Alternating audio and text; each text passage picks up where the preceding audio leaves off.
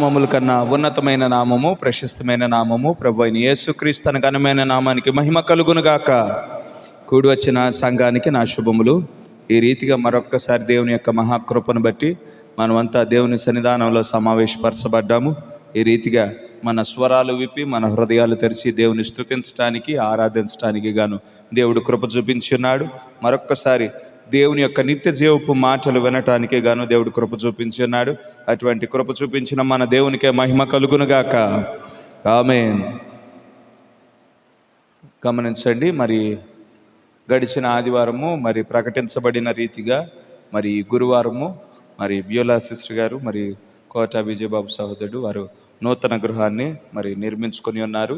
మరి ఆ గృహప్రవేశ కార్యక్రమం మరి గురువారం ఉదయం 10 గంటలకి జరగనై ఉన్నది. ప్రత్యేకమైన కూడిక మరి ఆ నూతన గృహం దగ్గర మరి జరిగించబడును.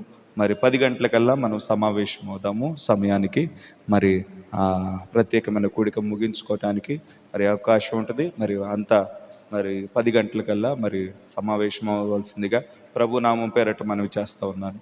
మరొకసారి మన ప్రశస్త సహోదరులు దేవుని దాసులు మరి శ్యామ్ పాస్టర్ గారు మన మధ్యన ఉన్నారు. మన మధ్యకు మరొక్కసారి రావటాన్ని బట్టి మరి నా ప్రత్యేకమైన వందనాలు తెలియజేసుకుంటా ఉన్నాను.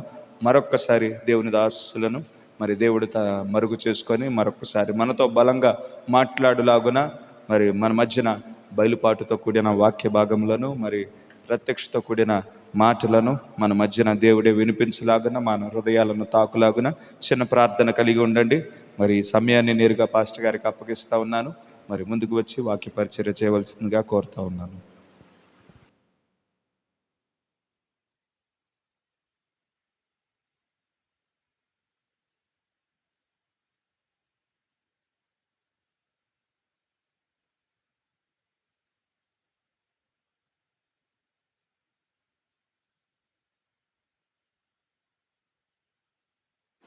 Praise the lord. ప్రభు అయిన యేసుక్రీస్తు ఘనమైన నామమునకు ఘనత మహిమ ప్రభావం కలుగును గాక.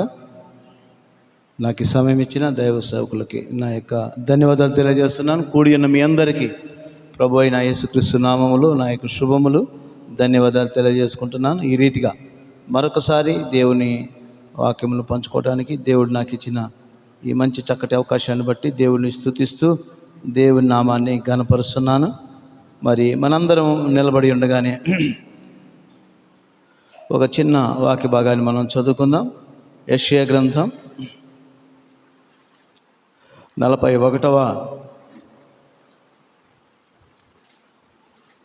అధ్యాయము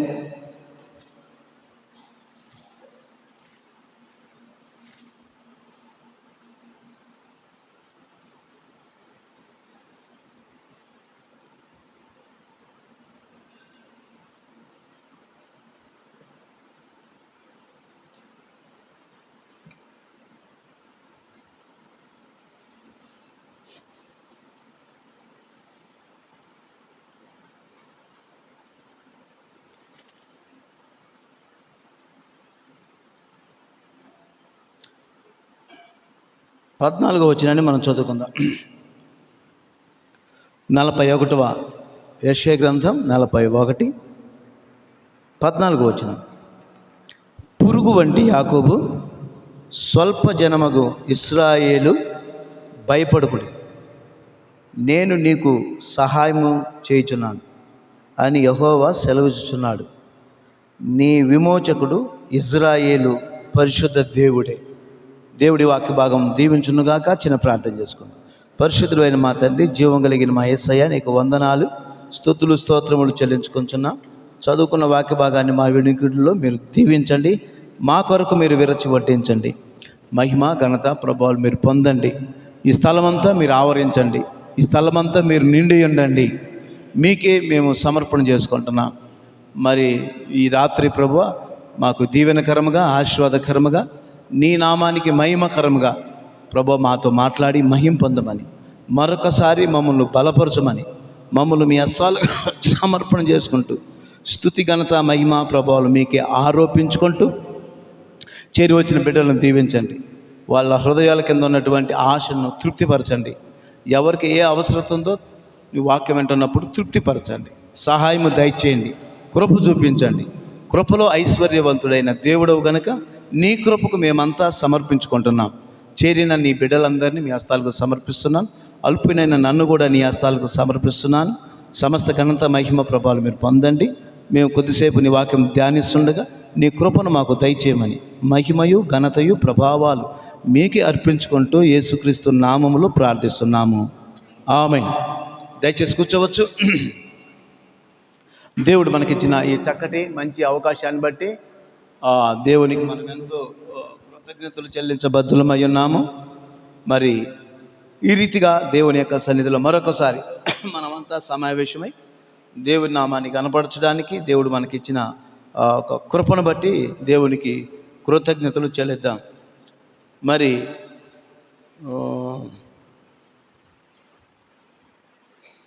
ఈ వారంలోనే ఈ యొక్క అంత్యకాల వర్తమానంలో ఉన్న కొంతమంది బిలీవర్స్ ఈ భూమిని విడిచి వెళ్ళిపోవటం నేను చూశాను. వాళ్ళు నాకు పరిచయస్తులు. వాళ్ళు మరి వాళ్ళను కొద్ది చనిపోయిన వారి 1-2 దగ్గరికి వెళ్ళగలిగాను, మరొకరి దగ్గరికి వెళ్ళలేకపోయాను. మరి మన జీవితం మరి యాకోబు చెప్పినట్టుగా మరి పురుగు వంటి మన జీవితం అంతలో కనబడి అంతలో మాయమైపోయేటువంటి ఈ జీవితం ఇది. మరి ఈ లోకాన్ని విశ్వాసులు ఒకరి తర్వాత ఒకరు నెమ్మదిగా వారి కాలాన్ని బట్టి వాళ్ళు ఈ లోకాన్ని వదిలిపెడుతున్నారు. మరి దేవుని కృప మనల్ని సజీవ లెక్కలో ఉంచింది. అంటే చనిపోయిన వాళ్ళకంటే మనం ఏమన్నా మేధావులము, గొప్పవాళ్ళము, జ్ఞానవంతులం, భక్తిపరులు మేము కాదు. కానీ దేవుని యొక్క ఉచితమైన కృప మనల్ని సజీవులుగా నిలబెట్టింది. అందుకు దేవునికి మనం కృతజ్ఞతలు చెల్లిద్దాం. మరి దేవుని వాక్యం చెప్తుంది కదా, మీరు జీవించుచున్న వారికంటే ముందు కాలం చేసిన వాళ్ళే ధన్యులని చెప్తుంది. దేవునికి స్తోత్రం. మరి వాక్యాన్ని నమ్ముదామా? మనం కూడా ముందుకు పోవాలని ఎంతమంది కోరుకుంటారు? ఎవరైనా కోరుకుంటారా? భయం. కానీ దేవుడు మరణ భయాన్ని తీసేశాడు. మరి మొదటి సంఘకాల పౌలు అన్నాడు, మరణమా నీ ముళ్ళు ఎక్కడ, మరణమా నీ విజయం ఎక్కడ? మరి యేసుక్రీస్తు మరణాన్ని చంపేశాడు, ఆయన సజీవుడయ్యాడు. నా యందు విశ్వాసం ఉంచితే మరణంలో నుండి రాక జీవంలోనికి మిమ్మల్ని దాటింపజేస్తానన్నాడు. మరి ఒక వధువు చివరి కాలంలో మరణం రుచి చూడదు, మరణం పొందదు, మట్టిపాలు కాదు. ఏకపాటున అంటే ఉన్నపాటున నీరు ద్రాక్షారసముగా ఎలా మార్చబడ్డదో 3వ దినాన, హల్లెలూయా, 3వ దినాన్నే శరీర మార్పు నీటిని ద్రాక్షారసముగా మార్చడం. అంటే నీళ్ళు కూడా మినరల్ వాటర్ కాదు, టాటా బాటిల్ వాటర్ కాదు, కిన్లీ కాదు. వచ్చిన బంధువులు సాధారణంగా కాళ్ళు చేతులు కడుక్కోవటానికి ఉపయోగించే సామాన్యమైన నీటిని దేవుడు ఏం చేశాడు, ఆ విందులో త్రాగే మంచి ద్రాక్షారసంగా చేశాడు. కాళ్ళు కడుక్కోవడానికి ఉపయోగించి అవి ప్రయోజనం లేని నీళ్ళు, అంటే ఉపయోగం లేని నీళ్ళు అవి. అలాగే ఉపయోగం లేని మనలను 3వ దినాన యేసుప్రభు చెప్పాడు, ఈ దేవాలయాన్ని పడగొట్టండి, 3 దినాల్లో నేను తిరిగి దానిని పునరుద్ధరణ చేస్తానన్నాడు. ఆయన అన్నాడు, 40 సంవత్సరాలు కట్టిన ఈ మందిరాన్ని పడగొడితే 3 రోజుల్లో ఎలా తిరిగి కట్టగలడు అని అనుకున్నారు వాళ్ళు. దేవుడు యొక్క ఆలోచన అది కాదు. ఈ దేవాలయాన్ని, ఈ శరీరాన్ని నన్ను చంపండి, 3వ దినాన తిరిగి లేస్తానన్నాడు ఆయన. హల్లెలూయా. కానా పెళ్లి ఇందులో 3వ దినానే ఎందుకు నీటిని ద్రాక్షారసంగా మార్చాడు? మొదటి రోజు ఎందుకు చేయలేదు? 2వ రోజు ఎందుకు చేయలేదు? 4వ రోజు ఎందుకు చేయలేదు? 5వ రోజు ఎందుకు చేయలేదు? 6, 7 రోజులు ఎందుకు? 7వ రోజులు ఎందుకు? 3వ రోజున ఎందుకు చేయాలి? 3 అనేది ఏంటంటే అది యేసుక్రీస్తు దేవాలయాన్ని పడగొట్టండి 3 రోజుల్లో కడతానన్నాడు ఆయన. అలాగే యేసు అనే ఈ దేవాలయము ఆ సిలువలో మరణించిన తర్వాత ఆయన 3వ దినాన్ని ఏం చేశాడు? పునరుద్ధానుడు అవ్వాడు. 3వ రోజునే పునరుద్ధానం కావాలి కాబట్టి మూడో దినాన్ని కానా పెండ్లి ఇందులో దేవుడు ఏం చేశాడంటే నీటిని డైరెక్ట్గా ద్రాక్షారసంగా మార్చగలిగాడు ఆయన. హల్లెలూయా. ఎందుకంటే మూడో రోజునే ఆయన తిరిగి లేస్తాడు గనక. దేవునికి స్తోత్రం కలుగును గాక. హల్లెలూయా. మనం అనొచ్చు, 4వ రోజున లాజరును పునరుద్ధానం చేశాడుగా పాస్టర్ గారు అని చెప్పేసి అనొచ్చు. దానికి ఒక అర్థం ఉంది. ఎందుకని? 4 అనగా 4 దినాలు, 4 రోజులు. 4 రోజులు అంటే 4000 సంవత్సరాలు. అంటే 4000 సంవత్సరాల తర్వాత పునరుద్ధాన శక్తి కలిగినటువంటి వ్యక్తి 4వ రోజున, అంటే లాజరు ఎన్నో రోజులు లేపాడు? 4వ రోజున. అంటే 4000 సంవత్సరాల తర్వాత ఆ పునరుద్ధానుడైన యేసు వస్తానన్నటువంటి రుజువు కోసం దాన్ని అలా చేశాడు. దేవునికి స్తోత్రం కలుగును గాక. హల్లెలూయా. కాబట్టి క్రీస్తునందు ప్రియమైన దేవుని పిల్లారా, మనకు ఒక పునరుద్ధానం ఉంది, మరి ఒక శరీర మార్పు ఉంది. ఆ శరీర మార్పుకే మనందరం ఎదురు చూస్తున్నాం. అవునంటారా కాదంటారా? అందరూ చెప్పట్లా. అది ఎంత గొప్ప ధన్యతది అసలు. అది నాకు కావాలా, ఆమెనని చెప్పాలా? మెలకుండా కూర్చుంటే చెప్పుకొని పో, నువ్వు అరగంట ఎక్కువ చెబుతావు అందుకని మాకు కోపం, అందుకని అల్లు చెప్పమంటారా? సాధ్యమైనంత వరకు తొందరగా ముగించుకుందాం. మరి ఈ రాత్రి దేవుడు మనకు అనుగ్రహించిన కొద్ది మాటలను మీకు మనం ఇసికించను. ఎక్కువసేపు కొద్దిసేపు దేవుని వాక్యాన్ని ధ్యానం చేసుకుందాం. ఈరోజు నేను రాత్రి 12:30కి, నిన్న 10 గంటలకి గుంటూరులో బండి పెట్టా. మా అన్నయ్య కూడా వచ్చాడు. నేను ఒక్కడిని రానురా, నువ్వు తోడుంటే వస్తానని చెప్పేసాను. సరే రానని చెప్పేసి ఊరికి వెళ్ళాం. మా పెదనాన్న కొడుకు చచ్చిపోతే గుంటూరులో బండి పెడితే నేను నా భార్య వస్తేనే డైరెక్ట్గా ఈజీవాడ వెళ్ళిపోవచ్చు. ఒకవేళ మా అన్నయ్య ఒక్కడొస్తే ఇటు ఎర్రబాలెం రావాలంటే ఆటోలు ఉండవు కదా, నువ్వు వేసుకుని వద్దు కానీ అన్న. మా అన్నయ్య 12:30కి గుంటూరు నుంచి మంగళగిరి 12:30కి వచ్చాడు. 12:30కి వచ్చి కరెక్ట్గా పోలీసులకు ఎదురుగా పెట్టాడు బండి. అరే ఈ బుక్ ఏడు పెట్టేవరా, ఆ బుక్ ఏడు పెట్టేవరా, అదేదిరా ఈ కాగితం, నాకు ఏడాది చచ్చే కదండి. బండి నాది కూడా కాదు. నసరాపేటలో బిలివర్ ఒకడు వాడుకోమని ఇచ్చాడు నన్ను. ఆయన పేరు మీద అన్నీ ఉన్నాయి. మరి ఒకరోజు ఎలా పోయిందో సి బుక్ పోయింది నా దగ్గర నుంచి. ఆ పేరు ఆ బండి మీద ఉన్నాయి. సరే ఆధార్ కార్డు ఏం చేస్తావు, సరే ఏదన్నా ఒక ప్రూఫ్ చూపించు వెళ్ళిపో అని చెప్పేసి అన్నాడంట సిఐ గారు. సార్ ఏమి లేదు సార్. సరే ఏమి లేకపోయినా వెనక వైట్ ప్లేట్ ఉంది, బ్లాక్ లేకుండా ఎందుకు చేసావు అని చెప్పేసి అని 12:30కి పోతే ఏం చేశాడంటే దొంగ బండి అనుకున్నాడు, లోపల తీసుకొని. మరి నాకు ఏమి మైండ్ పని చేయలే. ఇక రాత్రి అంతా బండి బండి బండి బండి ఎవడో ఇస్తే వాడుకుంటున్నాను. ఒక బిలీవర్ మంచి ఆయన ఇస్తే వాడుకుంటున్నాను. నేను ఎట్లా చేయాలన్నా, ఇది ఉంటుందా పోతే 10,000 కట్టమంటారు, 15,000 కట్టమంటారు, నేనే ఆడ తెచ్చి కట్టాను అని కొంచెం రాత్రి నిద్రపోలే. 1 గంటకు మంగళగిరిలో మన సందీప్ పాస్టర్ గారి యొక్క అన్న ఉన్నాడు. 1 గంట తర్వాత గుర్తొచ్చింది. అప్పుడు కానీ వెంటనే కాల్ చేస్తుంటే మావోడేలయ్యా అని చెప్పేసి అని వాళ్ళు వదిలిపెట్టించేవాళ్ళు. నాకు గుర్తు రాలే, 1 గంట తర్వాత గుర్తొచ్చింది. సరే ఏది ఏమైనా 1 గంట 2 గంటలప్పుడు దాన్ని బయటికి తీసుకొచ్చాం. వాళ్ళు అది చూపించు ఇది చూపని సి బుక్ను మేము బయటికి తీస్తామంటే యాప్ను మార్చారంట, కొత్త యాప్ వచ్చిందంట, పాత తీసేసంట, పాత దాన్ని కొడుతుంటే రావట్లే. ఇప్పుడు కొత్త దానిలో లాగిన్ అవుతేనే వస్తుందంట. అది కూడా నర్సరావుపేటది ఆ బండి కాబట్టి వాళ్ళ ఆర్టీ ఆఫీసులోని చేస్తేనే వస్తుందంట. అది దానికి వాడు 600 అడిగాడు. బాబు బండి ఇచ్చిన ఆయన మళ్ళీ పోయి అదంతా ప్రూఫ్ చేశాడు. సాయంత్రానికి ఇస్తామన్నాడు, ఇంతవరకు ఇవ్వలేదు. అది సరే ఎంతసేపు చేసినా సిఐని రాని ఎస్ఐని రాని ఆ రైటర్ గారు లేడు, అది లేదు ఇది లేదని 2 గంటలు నాకు తిప్పారు. మేము ఫోన్లోనే సంభాషణ ఇదంతా. సందీప్ గారు వాళ్ళ అన్నయ్య చేత ఫోన్ చేపిస్తే రైటర్ గారికి నేను చూసుకుంటానని చెప్పేసి అనంట. చూసుకుంటానంటే 3 ప్యాకెట్లు వైట్ పేపర్ దాపోండి అన్నాడంట. పోనీ 1000 రూపాయలు పోతే పోనీలే తెచ్చివ్వండి బ్రదర్ అని చెప్పేసి అని 1000 రూపాయలు ఫోన్ పే చేశాను. ఆ తర్వాత 2 గంటలకు బండి ఇస్తే మన ఈ ఎర్రబాలంలో పెట్టాడు బండి. అరే తీసుకొచ్చి ఇంటి దగ్గర పెట్టరా, లేకపోతే షాపు దగ్గర పెట్టు, లేకపోతే ఆహా షాపింగ్ మాల్లో పెట్టు, వాళ్ళు మనకు తెలిసిన వాళ్ళు కదా అని చెప్తే ఆయన ఆడబెట్టి వచ్చాడు. నేను మంగళగిరిలో దిగానే వర్షం పడుతుంది. మళ్ళీ అక్కడికి పోయి ఫోన్ ఛార్జింగ్ 5 పాయింట్లే ఉంది. దాన్ని స్విచ్ ఆఫ్ చేసుకొని కూర్చున్నా. 5 పాయింట్లు పాస్టర్ గారికి ఫోన్ చేద్దామని. ఇట్లా లేట్ అయినా ఏదైనా ఇబ్బంది అవుతుంది. వెంటనే పాస్టర్ గారికి ఫోన్ చేశాను.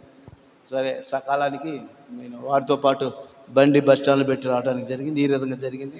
కొంచెం తప్పిపులయ్యాను. నేను వాక్యాన్ని కూడా ధ్యానం చేయలేకపోయాను. సరే, ఏది ఏమైనా మరి దేవుడు ఇచ్చిన కొన్ని మాటలని మీ ముందు ఉంచాలని నేను ఆశపడుతున్నాను. మరి దేవునికి మహిమ కలుగును గాక. మరి ఈ రాత్రికాల సమయంలో మనం చదువుకున్న వాక్య భాగంలో నుండి యెషయా గ్రంథం 41వ అధ్యాయము 14వ వచనాన్ని చదివాం. పురుగు వంటి యాకోబు అని దేవుడు మాట్లాడుతూ ఉన్నాడు. చూడండి, యాకోబును దేవుడు దేనితో పోలుస్తున్నాడు? ఒక పురుగుతో పోలుస్తున్నాడు.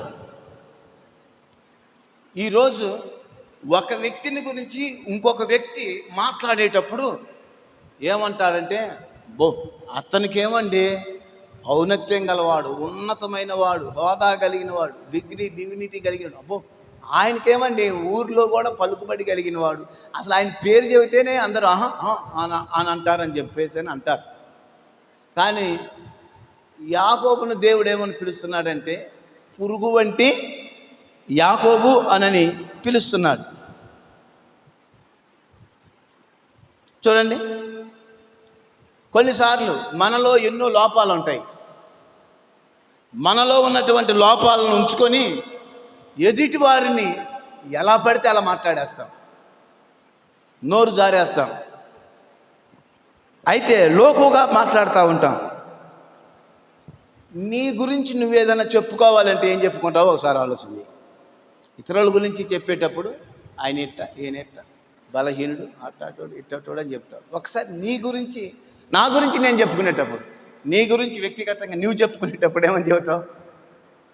నేను చాలా మంచివానండి, నేను అట్ట ఇట్టటో కాదు, అలా ఉండండి ఇలా ఉండండి అని అంటావు. ఇతరుల గురించి వాడా, ఆమె, అబ్బే పనికి వచ్చేదే కాదు, అసలు చర్చికి వస్తుంది కానీ అబ్బే చర్చికి రాకుండా మీరు దండగలేదు ఆమె అని చెప్పేసి అంటావు. ఒకవేళ నీకు నీవు మాట్లాడుకోవాలంటే ఏం మాట్లాడతావు? దేవుడు యాకోబును పురుగు వంటి యాకోబు అని పిలుస్తున్నాడు. చూడండి, ఎవరన్నా పురుగును లెక్క చేస్తారా? పురుగుల్ని ఏమన్నా అంటారా? ఒక ఆయన ఏమన్నాడంటే, ఒక పాట రాశాడు, మానవుడే మహనీయుడు, మానవుడే మాధవుడు అని ఒక పాట రాశాడు ఆయన. మానవుడు ఎవరంట? మహనీయుడంట. మానవుడే మాధవుడు, దేవుడు గొప్పవాడు, ఉన్నతమైన వాడు అని చెప్పేసి ఒక కార్యాన్ని రాశాడు ఆయన. అయితే ప్రియమైన దేవుని పిల్లారా, దేవుడు ఏమంటున్నాడో చూద్దాం. ఆదికాండం 3వ అధ్యాయము, ఆదికాండం 3వ అధ్యాయం 19వ వచనం. దేవుడు ఏమంటున్నాడో చూద్దాం ఒకసారి.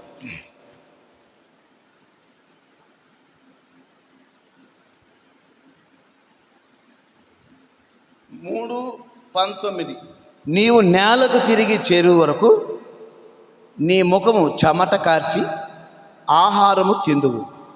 ఏలయనగా నేల నుండి నీవు తీయబడితివి, నీవు మన్నే గనుక తిరిగి మన్నైపోదు అని చెప్పెను.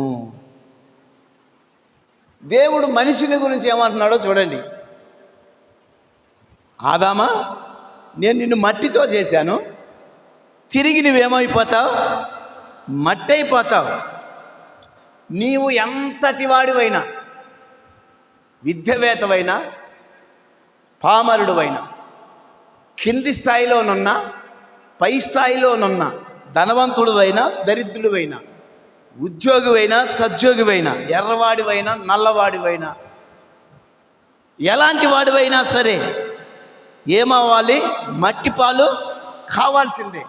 ధనవంతుడైనా, మేధావైనా, అలెగ్జాండర్ లాంటి గొప్ప వేతవైనా ఈ లోకాన్ని ఇడిచి మట్టికి చేరవలసిందే, ఎంతటి వాడైనా సరే. మరి అలెగ్జాండర్ గొప్పవాడు, మంచి పేరు, మరి ప్రపంచాన్నే గెలవాలని ఓడించాలి అనుకున్నటువంటి వ్యక్తి చనిపోయినప్పుడు ఏం చేశాడు? తన 2 చేతులు బయట పెట్టమని.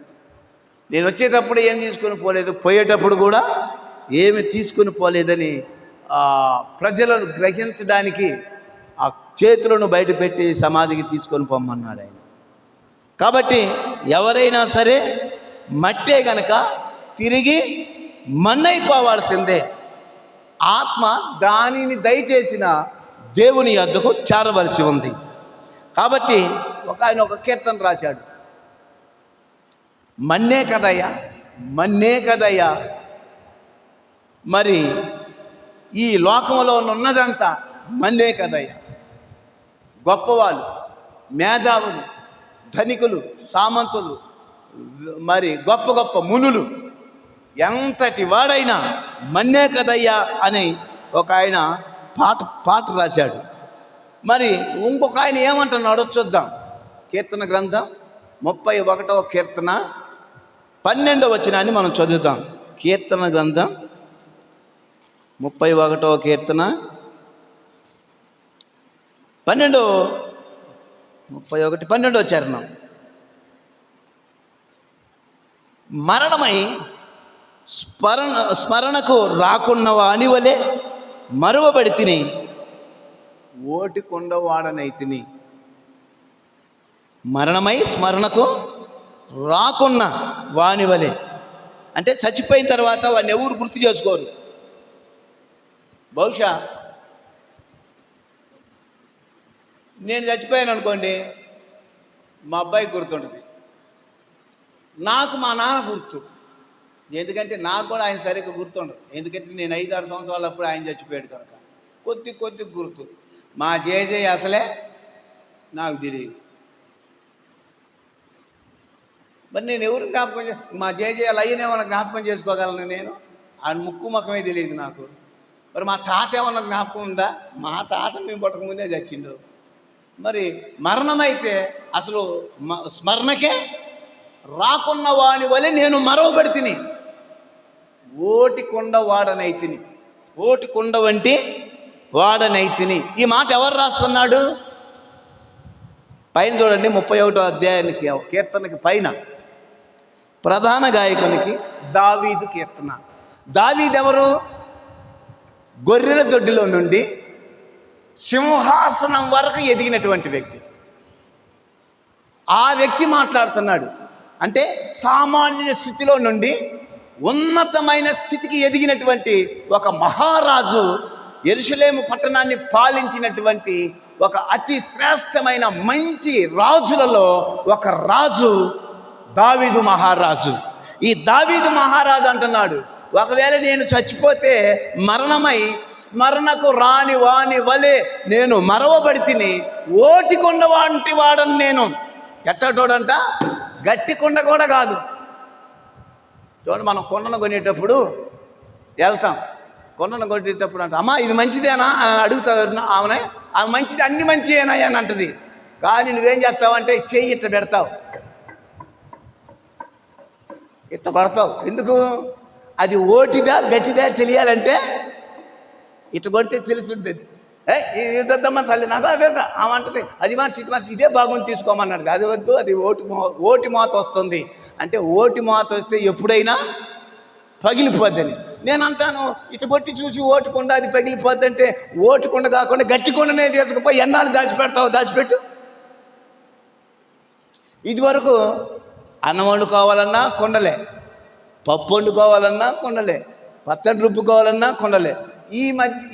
ఈ కాలంలో ఉన్న చదువుకున్న పిల్లలకి కొండంటే ఏందో తెలియదు. వాళ్ళకి ఒక పల్లెటూరులో ఉండి చదువుకున్న వాళ్ళకి తప్ప సిటీలలో చదువుకునే పిల్లలకి కొండ కూడా కొన్నిసార్లు వాళ్ళకు తెలియదు.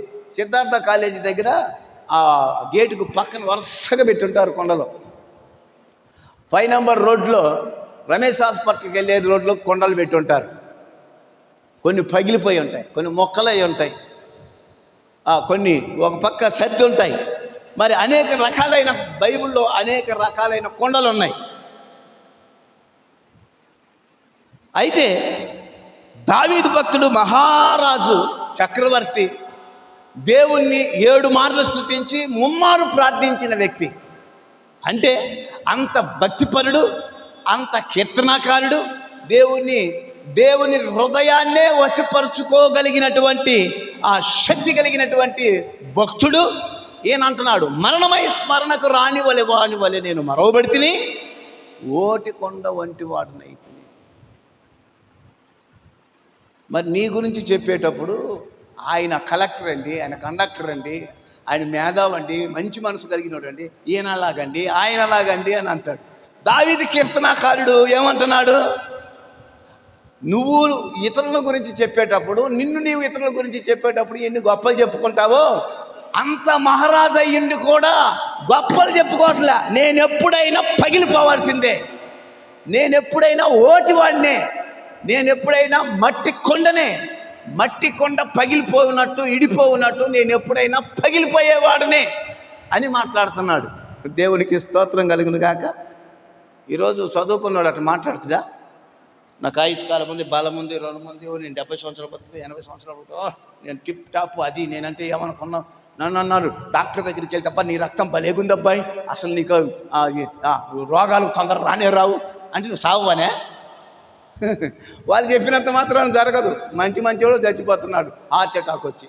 నిన్న Vijay Kumar pastor, entire message pastor, Cherlopalli, Hyderabad, తెల్లారుజామున 3 గంటలకి హఠాత్తుగా గుండెపోటు వచ్చి చచ్చిపోయాడు. మీరు తెలుగు సంఘాపురంలో వాట్సాప్ కానీ చూస్తే కొన్ని ప్రసంగాలు, మరి ఎందుకు పెట్టాడో నాకు తెలియదు. నేను అనుకున్నాను, ఎందుకయ్యా పెద్ద వాళ్ళ ప్రసంగాలు ఉంచుకొని సామాన్యుడమైన మన ప్రసంగాలు ఎందుకయ్యా అని అంటే, ఎంటర్లే బ్రదర్ అన్నాడు. ఓకే, చాలా సంతోషం. మరి చచ్చిపోవటానికేమో ఎన్ని పెట్టాడు, మనం గుర్తు చేసుకోవటానికేమో. మరి ఆయన లోకాన్ని వదిలిపెట్టి వెళ్ళిపోయాడు ఆయన. మొట్టమొదటి నేనే వర్తమానం చెప్పాను ఆయనకి. వాళ్ళది ప్రకాశం జిల్లా చిన్న దొర్నాల, పెద్ద శ్రీశైలం రోడ్లో, శ్రీశైలానికి అటునుంచే వెళ్ళాలి. ఒకరోజు వాళ్ళ ఊరు వెళ్ళి ఇదే టైంలో కూటం పెడితే ఇంత పెద్ద చర్చి, బాప్టిస్ట్ చర్చి నిండిపోయారు. అప్పుడు బాప్టిజం గురించి, దైవత్వం గురించి, వాటన్నిటి గురించి చెప్తే 10 మంది కుర్రోళ్ళు వచ్చి, ఏంటి బ్రదర్ మీరు చెప్పేది, ఏంటి వెరైటీగా ఉంది, ఇంత మటుకు మేము మా పాస్టర్లు ఇట్లాంటివి చెప్పలేదన్నారు. ప్రార్థన అయిపోయి భోజనాలు చేసి రండి అని చెప్పేసి మళ్ళీ బైబిల్ పరిశోధన పెట్టాం. చాలా బాగుంది బ్రదర్ అని చెప్పి 10 మంది బాప్టిజం పొందడానికి సిద్ధపడ్డారు. వాళ్ళల్లో ఇతనొకను. దేవునికి స్తోత్రం. మరి సేవ చేశాడు, తన యాత్ర ముగించుకొని వెళ్ళాడు. మరి వాళ్ళ కుటుంబ ఆదరణ కొరకు ప్రార్థన చేద్దాం. దేవుడు ఆ కుటుంబాన్ని ఆదరించునుగాక. అయితే చూడండి, మహారాజు దావీదు ఓటికొండ వంటి వాడనైతిని అని మాట్లాడుతున్నాడు. మహారాజు, చక్రవర్తి. మరి మనం ఎన్ని రకాల భోజనం చేసుకుంటాం? బిర్యానీ, వట్టి అన్నం, మట్టి అన్నం చేసుకుంటే 2-3 రకాల కూరగాయలు, లేకపోతే 4-5 రకాల పచ్చళ్ళు. మరి దావీదు మహారాజు బల్ల మీద ఎలాంటి భోజనం ఉంటుంది? సొలొమోను రాజు బల్ల మీద ఎన్ని రకాల భోజనం ఉంటుంది? ఒకసారి ఆర్ఆర్కే మూర్తి గారు అంటే ఒక ఊరు పిలిస్తే ఒక ఆమంట 200 రకాల ఆహార పానీయ పదార్థాలు చేసి పెట్టి, కూరగాయలు కానీ ఆహార పదార్థాలు కానీ 200 రకాలు చేసిందంట ఒక ఆమె. మరి ఈ సామాన్యమైన ఆమె 200 రకాలు చేస్తే, మరి పెద్ద మహారాజు చక్రవర్తి బల్ల మీద ఎన్ని వందలు ఉంటాయి? రకరకాల కూరగాయలు, రకరకాల మాంసకృతులు, రకరకాలైన ఆహార పదార్థాలు, మనం తినలేని భోజనాలు, రాజ భోజనం అక్కడ ఉంటుంది. అలాంటి రాజు బల్లా దగ్గర మెఫీబోషెతు రాజు బల్లా దగ్గర ఆహారం తినే గొప్ప భాగ్యం వచ్చింది. ఒక కుంటివాడు, నడవలేనివాడు. మరి దావీదు ఉపకారం చూపించి అతన్ని తీసుకుని వచ్చి తన బల్లా దగ్గర కూర్చుండబెట్టుకునే భాగ్యాన్ని దేవుడిచ్చాడు. దేవునికి స్తోత్రం. ఈరోజు మనం కూడా ఆత్మీయంగా కుంటివారమే. ఆత్మీయంగా మనం కూడా పడిపోయినటువంటి వారు, చీకటిలో ఉన్నటువంటి వారు. మనలను లేవనెత్తి ఈరోజు 1200 వర్తమానాల కంటే మించిన వర్తమానాలు ఈ బల్ల మీద దేవుడు మనకు పెట్టాడు. ఈరోజు నువ్వు ఎన్ని ఆహార పదార్థాలు తినగలవు, ఎంత ఆహారం తినగలవు, ఎంత చక్కగా నువ్వు భోజనం చేయగలవు, ఎంత చక్కగా నీవు స్వీకరించగలవు.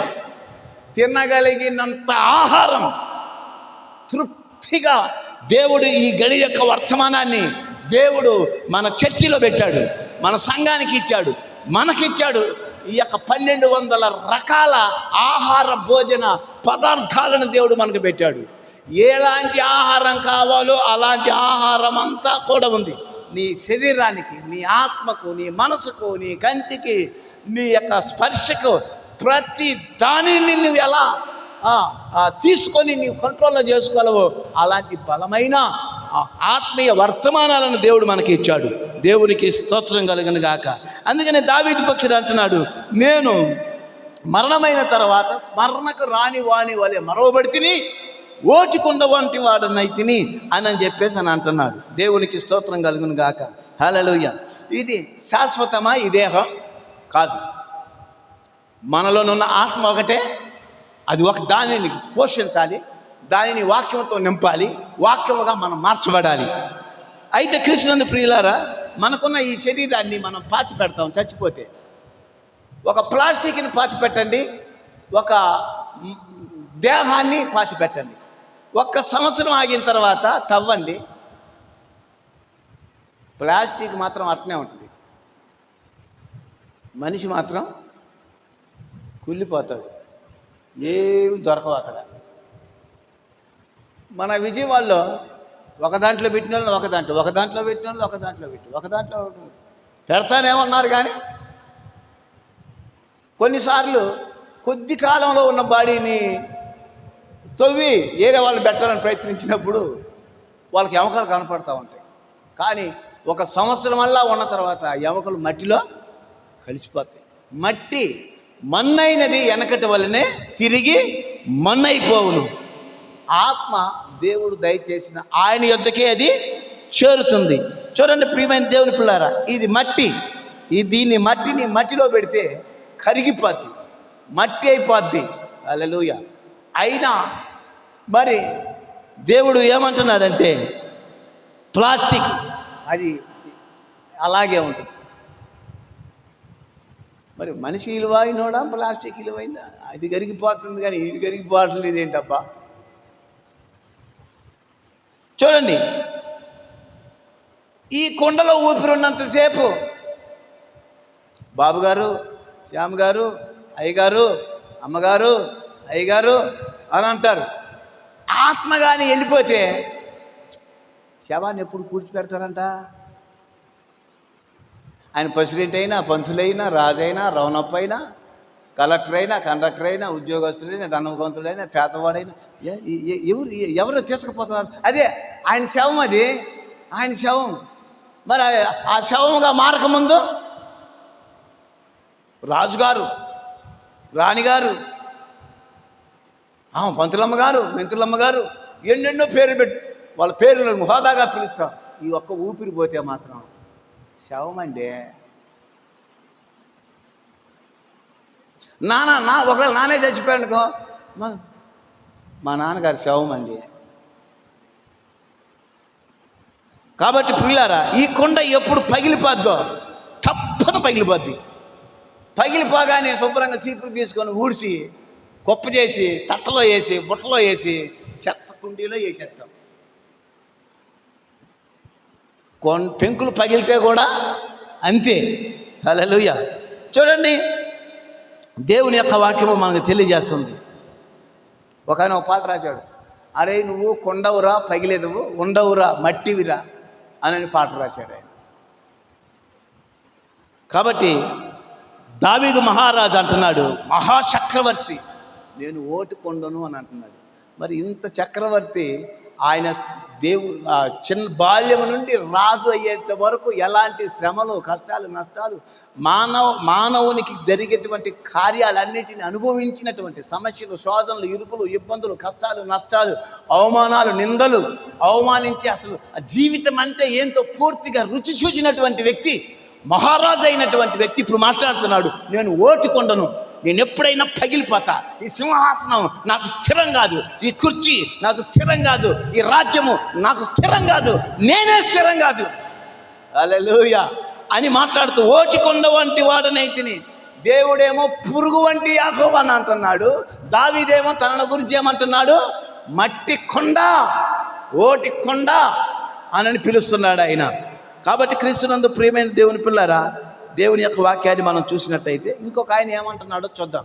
ఆదికాండం 18వ అధ్యాయం 27వ వచనంలో మనం చూసినట్టయితే,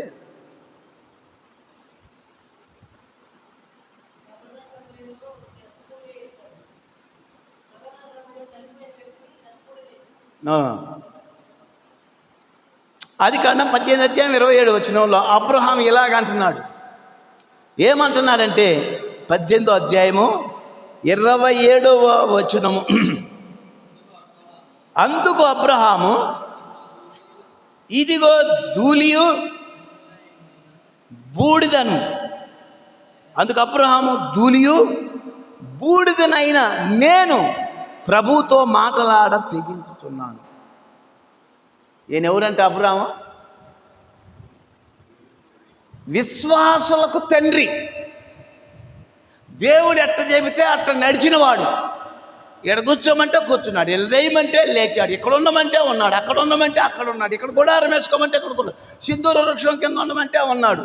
దేవుడు ఏదైతే చెప్పాడో విగ్రహారాధన దేశం నుండి వదిలి దేవుడు చూపించే పట్టణానికి వచ్చి భవిష్యత్తులో తన సంతానం ఏదైతే ఆక్రమించుకొని నివసించబోతుందో అంత సమాచారం అంతా ఎరిగినటువంటి వ్యక్తి చివరికి దేవుడు ప్రత్యక్షమైనప్పుడు, దేవుడు కనబడినప్పుడు, దేవుడు తనతో మాట్లాడుతున్నప్పుడు, దేవునికి స్తోత్రం కలుగును గాక, ఆయన కనబడకుండా ఆయన స్వరముతో మాట్లాడాడు. ఇప్పుడు కనబడే శరీరంలో ప్రత్యక్షమై కనబడకుండా ఉన్నప్పుడు ఏ స్వరం అయితే మాట్లాడిందో కనబడే బాడీలో ప్రత్యక్షమై ఆ స్వరముతో మాట్లాడుతున్నప్పుడు ఈయన నా ఎలోహీం అని గుర్తించాడు ఆయన.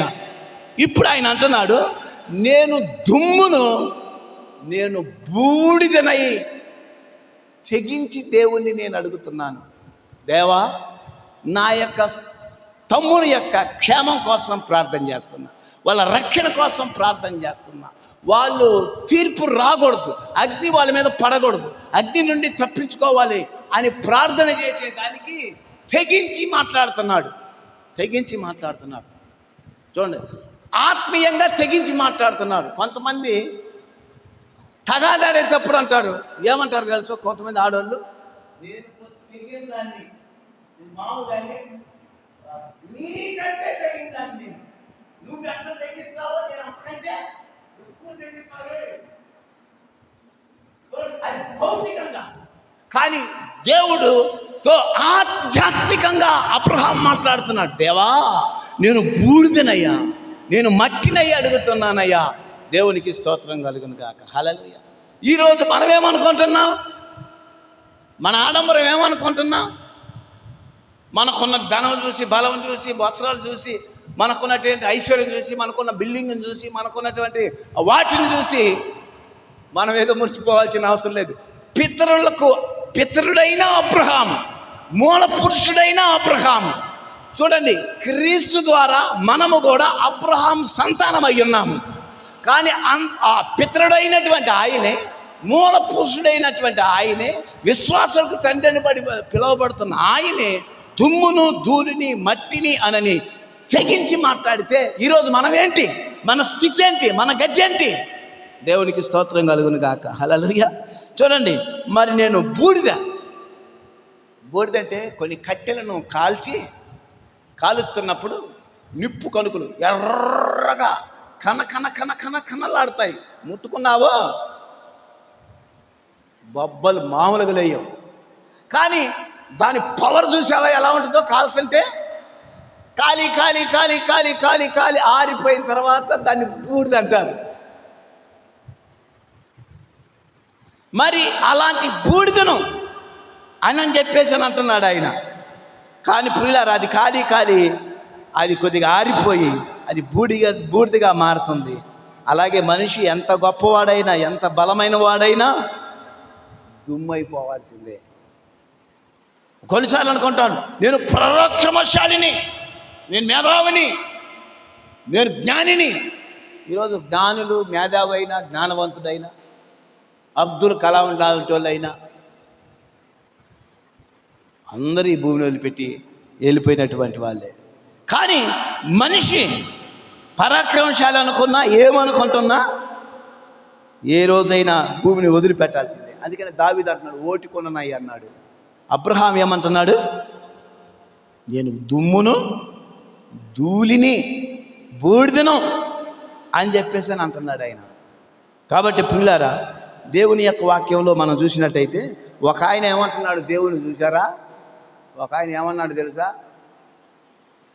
నిన్న మేము సమాధి కార్యక్రమం చేస్తుంటే కందుకూరు నుంచి ఒక ఆయన వచ్చాడు. అంటే చచ్చిపోయిన అబ్బాయి మా అన్నయ్య కొడుకు ఫ్రెండ్. వాడికి 2.0 ఉందంట కామెర్లు.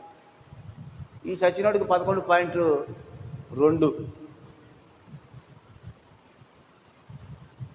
అని అంటాడు, దేవుడు లేడండి, మీరు దేవుడు దేవుడు దేవుడు దేవుడు అంటారు, దేవుడు లేడండి అంటే అతను నాస్తికుడు. దేవుడు లేడు అంటున్నాడు. పక్కన ఒక ఆయన టీచర్ ఉన్నాడు. నీకు అదే తెలుసువాయా, నీకు తెలియదు, అందుకే నువ్వు ఏతువాదివి, నువ్వు అట్లా మాట్లాడుతుంటావు, నీకు తెలియదు అని పక్కన ఇంకొక మాస్టర్ గారు గద్దిస్తున్నాడు ఆయన్ని. సరేలే అని నవ్వుకుంటా ఉన్నాం. ఇప్పుడు ఒక ఆయన ఏమంటున్నాడు చూద్దాం. 73వ కీర్తన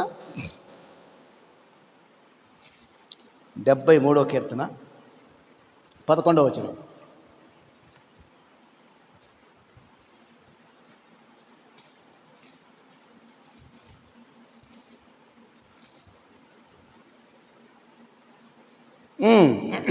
కీర్తన 73 11వ చరణం.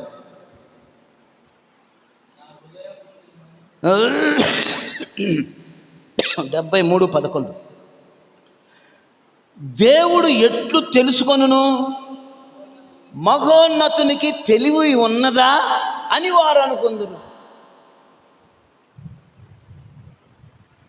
కలెక్టరు ఐఏఎస్ చదివాడండి, కలెక్టర్ అయిపోయాడండి అన్నావు. ఎంఎస్ బిఈడి చదివాడండి, మ్యాథ్స్ టీచర్ అయ్యాడండి. ఆయన సైన్స్ చదివాడంటే శాస్త్రవేత్త అయ్యాడండి. మరి దేవుడంట తెలివి లేనోడట. దేవుడికి తెలివి ఉందా అని ప్రశ్నిస్తున్నాడు. ఈరోజు ఏమంటున్నారు కొంతమంది, దేవుడికి తెలివి ఉందా అని అంటున్నారు. అసలు దేవుడు లేడు, దెయ్యం లేదా అని అంటున్నాడు. ఒకడు యూట్యూబ్లో సంచి పట్టుకొని తిరుగుతూ ఉంటాడు. అసలు దేవుని నేను నమ్మనంటాడు. పిల్లల్ని కూడా దేవుని నమ్మకుండా చేశాడు. ఇప్పుడు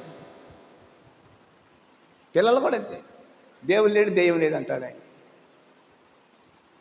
కాబట్టి పిల్లారా, ఇతను దేవుడు ఎట్లు తెలుసుకొనును, మహోన్నతునికి తెలివి ఉన్నదా అంటే దేవుడికి తెలివి తక్కువడట, తెలివి లేదట అని వారు అనుకుంటున్నారు.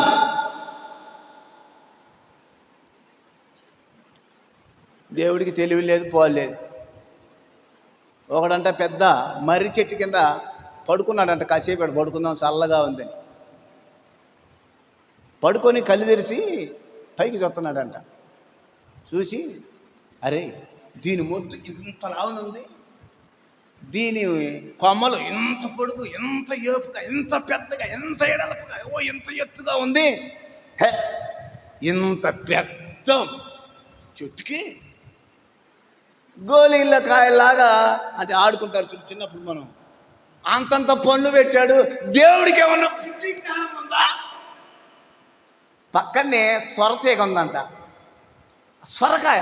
ఇది ఏమో పొట్టి పొట్టి తీగలో ఎంత పొడుగు సొరకాయ, ఎంత లావు సొరకాయ ఉంది. ఇటు పక్క గుమ్మడికాయ తీగ ఉందంట. ఇటు పక్క గుమ్మడికాయ తీగ ఎంత సన్నగా ఉంది. గుమ్మడికాయకి ఎంత లావు గుమ్మడికాయ, ఎంత లావు చెట్టుకు ఎంత కాయ, ఎంత లావు తీగకి, చిన్న చిన్న తీగలకి ఎంత లావు కాయలు. ఏమన్నా దేవుడికి మైండ్ ఉందా అనుకొని అట్టాగా కళ్ళు మూసాడంట. పైనుండి కాకపోక ఏం చేసింది, ఒక కాయని తెంచేస్తే వచ్చి ముక్కు మీద పడుతుంది, టపాల పడుతుంట. అబ్బా అన్నాడంట. అబ్బా అని అరెరా, దేవునికి తెలివి ఉన్నదా, దేవునికి జ్ఞానం ఉందా, దేవునికి బుద్ధి ఉందా అనుకున్నానే. నేను అనుకున్నా ఇంతలావు చెట్టుకి దేవుడు ఇంత కాయ పెట్టాడు, చిన్న తీగకి ఇంతలావు కాయ పెట్టాడు, గుమ్మడికాయకి ఇంతలావు గుమ్మడికాయ పెట్టాడు, సొరకాయకి ఇంతలావు కాయ పెట్టాడు. ఇదే సొరకాయ, ఇదే గుమ్మడికాయ దేవుడు పైన పెట్టండి. అది కానీ నా టపాను నాకు ముక్కు మీద పడితే నా ఊపిరి పోగదా అనుకున్నాడంట. ఇప్పుడు చెప్పు, దేవునికి తెలివి ఉన్నదా, దేవునికి జ్ఞానం ఉన్నదా అని ప్రశ్నిస్తారా? దేవునికి స్తోత్రం కలుగునుగా. హల్లెలూయా. కాబట్టి దేవుడు అనంత జ్ఞాని, సర్వజ్ఞాని. ఆయనకు జ్ఞానము నేర్పువాడు ఎవడు లేడు. ఆయనకు తెలివి తక్కువ అని అంటున్నారే. కాబట్టి క్రీస్తునందు ప్రియమైన దేవుని పిల్లారా, మహోన్నతునికి తెలివి ఉందా, మహోన్నతునికి జ్ఞానం ఉందా అని అంటున్నారు. దేవుడు సృష్టికి ముందే సర్వజ్ఞాని. ఆయన జ్ఞానము చేత ప్రపంచాలను స్థాపించాడు. ఆయన దేవునికి స్తోత్రం కలుగు. ప్రజ్ఞ చేత ప్రపంచం స్థాపించాడు. ఆయన జ్ఞానం చేత సర్వస్వాన్ని తయారు చేశాడు. ఆయన దేవునికి స్తోత్రం కలుగును గాక. హల్లెలూయా. కాబట్టి ప్రియమైన దేవుని పిల్లారా, దేవుడు మహోన్నతునికి తెలివి ఉందంటానికి నీవు నేను ఏ పాటి వారము? దావీదు మట్టి కొండను అంటున్నాడు ఆయన మహారాజు. మరి అబ్రాహాము పితరుడైనటువంటి అబ్రాహాము బూడిదను దుమ్మును ధూళినయ్యా అని అంటున్నాడు. గొప్ప ప్రవక్త యెషయా అపవిత్రుని అని అంటున్నాడు. యోహాను పద్మాస దీపములో సర్వాన్ని సకలాన్ని జరిగిన దాన్ని సమస్తాన్ని చూసినటువంటి యోహాను అంటాడు, నేను చచ్చిన శవం లాంటి వాడిని అని మాట్లాడుతూ ఉన్నప్పుడు, క్రీస్తునందు ప్రియమైన దేవుని పిల్లారా, యాకోబును దేవుడు ఏమంటున్నాడు?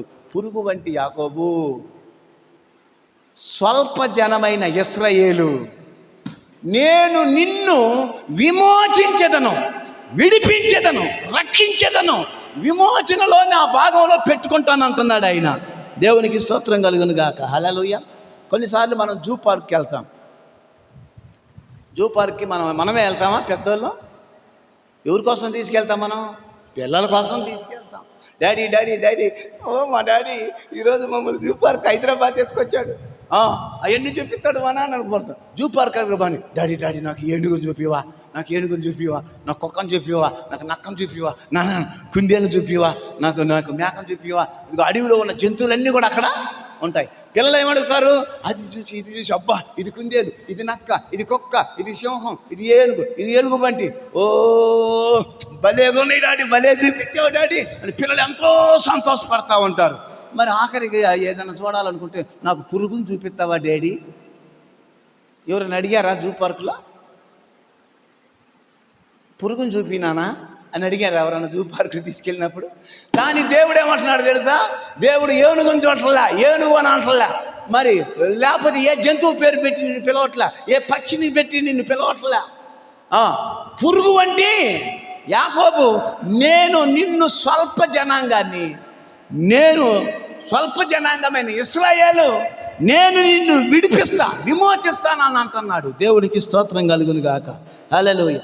చూడండి, ఒక సామాన్యమైనటువంటి దాన్ని, పనికిరాని దానిని, ప్రయోజనం లేని దాన్ని, ఎందుకు కాని దాన్ని ఏం చేస్తున్నాడు? దేవుడు ఉన్నత స్థాయికి తీసుకురావాలనుకుంటున్నాడు. ఒక పురుగును పైకి లేపాలనుకుంటున్నాడు. ఒక పురుగును ఏదో చేయాలనుకుంటున్నాడు. ఈ పురుగు నుండి, పనికిరాని దాని నుండి, ప్రయోజనం లేని దాని నుండి, నిష్ప్రయోజనమైన దాని నుండి ఎవరు కూడా పురుగును కోరుకోరు. కుక్కను పెంచుకుంటారు, కుందేలుని పెంచుకుంటారు, కానీ పురుగులు పెంచుకుంటారా? పురుగులు పెంచుతారు దేనికి? అదే ఉన్ని తీస్తాయి చూడు, ఆ పురుగులేంటి, వాటిని పెంచుతారు. సరే, ఇప్పుడు ఏమంటున్నాడంటే, పురుగు వంటి యాకోబు, నేను నిన్ను విమోచిస్తాను. దేవునికి స్తోత్రం. విమోచించాలంటే ఏమై ఉండాలి? నువ్వు ఏదో బంధించబడి ఉండాలి, ఏదో కట్టబడి ఉండాలి, ఎక్కడో త్రోసివేయబడి ఉండాలి, ఎక్కడో గోతిలో పడి ఉండాలి. అక్కడ పడి ఉన్న నిన్ను ఆయన పైకి లేపవలసి ఉంది, విమోచించవలసి ఉంది. ఆ స్థలంలో నుంచి, ఆ స్థానంలో నుంచి పైకి లేపవలసి ఉంది. దేవునికి స్తోత్రం కలుగును గాక. హల్లెలూయా. కాబట్టి క్రీస్తునందు ప్రియమైన దేవుని పిల్లారా, ఈరోజు కుందేలును పట్టించుకుంటారు, కుక్కను పట్టించుకుంటారు, కుక్కను వేలు పెట్టుకుంటారు, కుక్కను దర్జాగా ఇంట్లో బెడ్ మీద పండుకోబెట్టుకుంటారు. వాళ్ళు తినే ఆహారం వేస్తారు, దానికి బ్రష్ కుట్టిస్తారు, దానికి పౌడర్ రాస్తారు, మంచి సబ్బుతో స్నానం చేపిస్తారు, కానీ పురుగుని ఎవరు పట్టించుకోరు. దేవునికి స్తోత్రం కలుగును గాక. హల్లెలూయా. కొన్ని ఉన్నతమైన వాటిని పట్టించుకుంటా ఉంటారు, శ్రేష్టమైన వాటిని పట్టించుకుంటాడు, కానీ మన దేవుడు హీనులను, దీనులను, పనికిమాలిన వారిని, ప్రయోజనం లేని వారిని, చదువు లేని వారిని, విద్య లేని వారిని, జ్ఞానం లేని వారిని, జ్ఞాపక శక్తి లేని వారిని, పామరులను, వేషలను, సుంకరులను, ఏది చేతగాని వాళ్ళని, ఎవరు దద్దమ్మలను దేవుడు పైకి లేపాలని దేవుడు కోరుకుంటున్నాడు. పురుగు వంటి యాకోబు, నేను నిన్ను విమోచిస్తా. దేవుడు గొప్ప వాటిని జ్ఞాపకం చేసుకోవట్లే, ఒక ఉన్నతమైన వాటిని జ్ఞాపకం చేసుకోవట్లే, పురుగు లాంటి వారిని జ్ఞాపకం చేసుకుంటున్నాడు. దేవునికి మహిమ కలుగును గాక. హల్లెలూయా. అందుకనే దుమ్ముని ప్రభు అన్నాడు, ధూళిని ప్రభు అన్నాడు, ఆయన అన్నాడు ఓటి కొండను ప్రభు అన్నాడు, బట్టి పురుగును ప్రభు అన్నాడు. దేవునికి స్తోత్రం కలుగును గాక. హల్లెలూయా. కాబట్టి మరి మన ప్రభు అయిన యేసుక్రీస్తు ఆయన రక్తము వలన మన పాపములను కడిగి మనల్ని పవిత్రులుగా చేసి మనల్ని విమోచించుచున్నాడని 1 యోహాను పత్రిక 1వ అధ్యాయంలో మనం చూస్తాము. దేని వలన? ఆయన రక్తము వలన ఆయన మన పాపములను కడిగి పవిత్రపరచి ఆయన మనలను విమోచించుచున్నాడు. దేవునికి స్తోత్రం కలుగును గాక. హల్లెలూయా. ఏంటిదా విమోచన? మన అపరాధములను, మన దోషములను, మన తప్పిదములను, మన జన్మ కర్మ పాపములను పూర్తిగా కడిగి ఆయన శుద్ధీకరించి ఆయన వలె మనలను, ఈ పురుగును ఆయన వలె మార్చాలనుకుంటున్నాడు.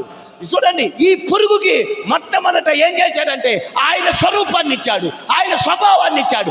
ఆయన వలె మట్టితో మరి దేవుడు మట్టితో నరుని తన వలనే చేశాడు. కానీ ఏదేనులో పండు తినటం ద్వారా తన స్వరూపాన్ని పోగొట్టుకున్నాడు, తన గుణ లక్షణాలను పోగొట్టుకున్నాడు. తిరిగి ఈ పురుగుకు మరలా తన స్వభావాన్ని ఇవ్వాలని, తన యొక్క గుణ లక్షణాలను దేవుడు ఇవ్వాలని, హెచ్చించాలని దేవుడు కోరుకుంటున్నాడు. దేవుడికి స్తోత్రం కలుగును గాక. హల్లెలూయా. కాబట్టి క్రీస్తునందు ప్రియమైన దేవుని పిల్లారా, ఈరోజు దేవుడు ఏం చేస్తున్నాడు? అసలు మనము ఆదాము ద్వారా మనందరము తప్పిదస్సులమే, అపరాధము చేసిన వారంగా ఉన్నాం. ఒక మనిషిని ఇట్లుండగా ఒక మనిషిని ద్వారా పాపం ఎక్కడ లోకంలోనికి సంప్రాప్తమాయను, అలాగే ఒక మనిషిని ద్వారా మనకు రక్షణనిచ్చాడున్నాడు. ఆయనే మన ప్రభు అయిన యేసుక్రీస్తు. దేవునికి స్తోత్రం కలుగును గాక. హల్లెలూయా. చూడండి, ఈరోజు ఒక పక్షవాయు కలిగిన ఒక వ్యక్తిని మంచం మీద పడుకోబెట్టారు. యేసు ప్రభు దగ్గరికి తీసుకుపోవటానికి జనమంతా ఎలా ఉన్నారు? గుంపులుగా ఉన్నారు. అయితే ఇతన్ని యేసు ప్రభు దగ్గరికి తీసుకెళ్ళారు. అయితే ఆ ఇంట్లో ఉన్నాడు ఆయన యేసు. అయితే వాళ్ళు ఏం చేశారు? పైకప్పంతా ఓడబెరికారు. నలుగురు మంచాన్ని తాళతో కట్టి యేసు ఉన్న స్థలానికి దించారు. దించిన తర్వాత ఆయన ఏమన్నాడంటే, ఆయన ఆ పక్షవాయువు కలిగిన వాడిని ఏం చేశాడంటే, ఇదిగో నీ పాపములు క్షమించబడినవి అన్నాడు. ఇదిగో నీ కాళ్ళు వస్తాయి, నీ చేతులు వస్తాయి అని అన్నాడా? ఇదిగో నీ పాపములు క్షమించబడినవి అని చెప్పన్నాడు. దేవునికి స్తోత్రం కలుగును గాక. హల్లెలూయా. ఎందుకని? పాప క్షమాపణ అనేది ఒక వ్యక్తికి చాలా ఉన్నతమైన కార్యం. ఈ లోకంలో దేవుడు ఇచ్చేటువంటి, నీకు నాకు ఇచ్చేటువంటి గొప్ప కార్యం ఏంటంటే గొప్ప రక్షణ కంటే శ్రేష్టమైంది, గొప్పది ఏదైనా ఉందా ప్రపంచంలో? నీకు రోగం వస్తే ప్రార్థన చేస్తే స్వస్థత వస్తుంది. స్వస్థత నిన్ను నిత్య జీవానికి తీసుకొని పోలేదు. స్వస్థత వచ్చినా మరొక రోజు నీవు మరొక రోగం వస్తుంది. కానీ ఇక్కడ దేవుడు ఏమంటున్నాడంటే, రోగికి స్వస్థతనిచ్చినప్పుడు మరలా ఎప్పుడైనా చచ్చిపోవచ్చు. కానీ ప్రియులారా, పాపాలు క్షమించబడితే అతడు ఈ లోకాన్ని నిడిచిన పరలోకంలో ఉంటాడు. అందుకని మన ప్రవక్త చెప్పాడు కదా, ఒక వ్యక్తికి దేవుడు మొట్టమొదటగా ఇచ్చేది దేవుని యొక్క రక్షణ. హల్లెలూయా. అందుకని పౌలు అన్నాడు, ఇంత గొప్ప రక్షణను నిర్లక్ష్యం చేసుకున్న ఎడల మనం ఎలాగో తప్పించుకుందాము. ఏంటిది మన రక్షణ?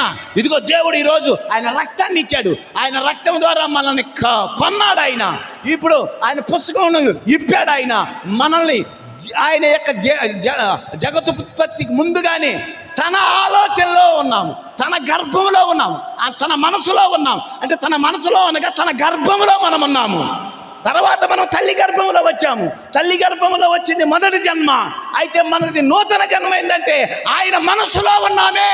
ఆయన మనసులో ఆయన పేర్లు రాశాడే. ఆ పేర్లు రాయబడమే, ఆ పేర్లు ఉండడమే నూతన జన్మ నీకది. దేవునికి స్తోత్రం కలుగును గాక. హల్లెలూయా.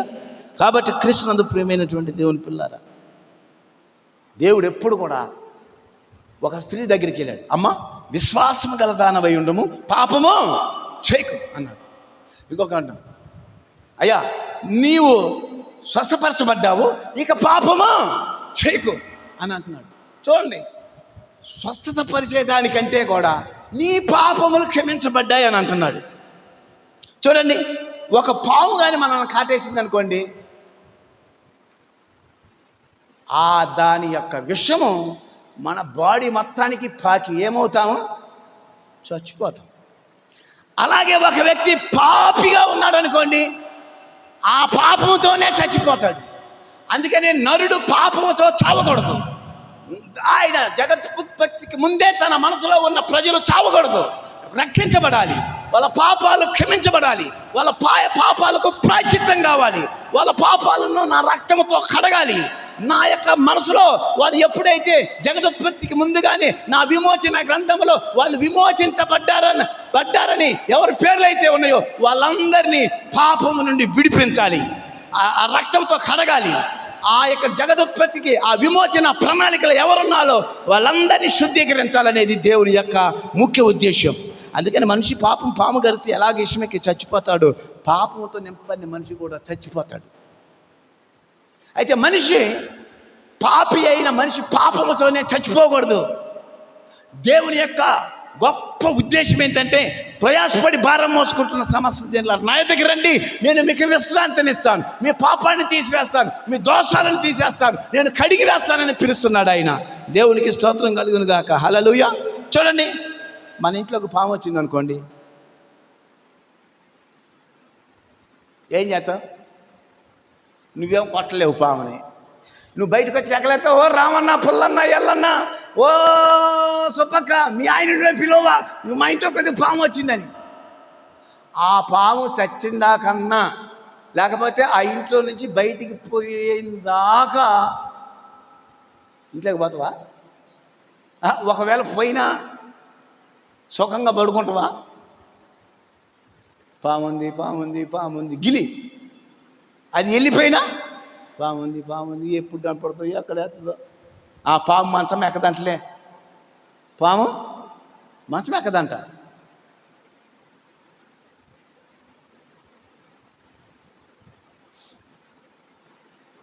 ఆ పాము ఆ ఇంట్లో నుంచి బయటికి పోయేదాకా ప్రశాంతత ఉండదు. ఎవడన్నా వచ్చి చంపిందాకా ఆ ఇంట్లో వాళ్ళు నిద్రపోరు.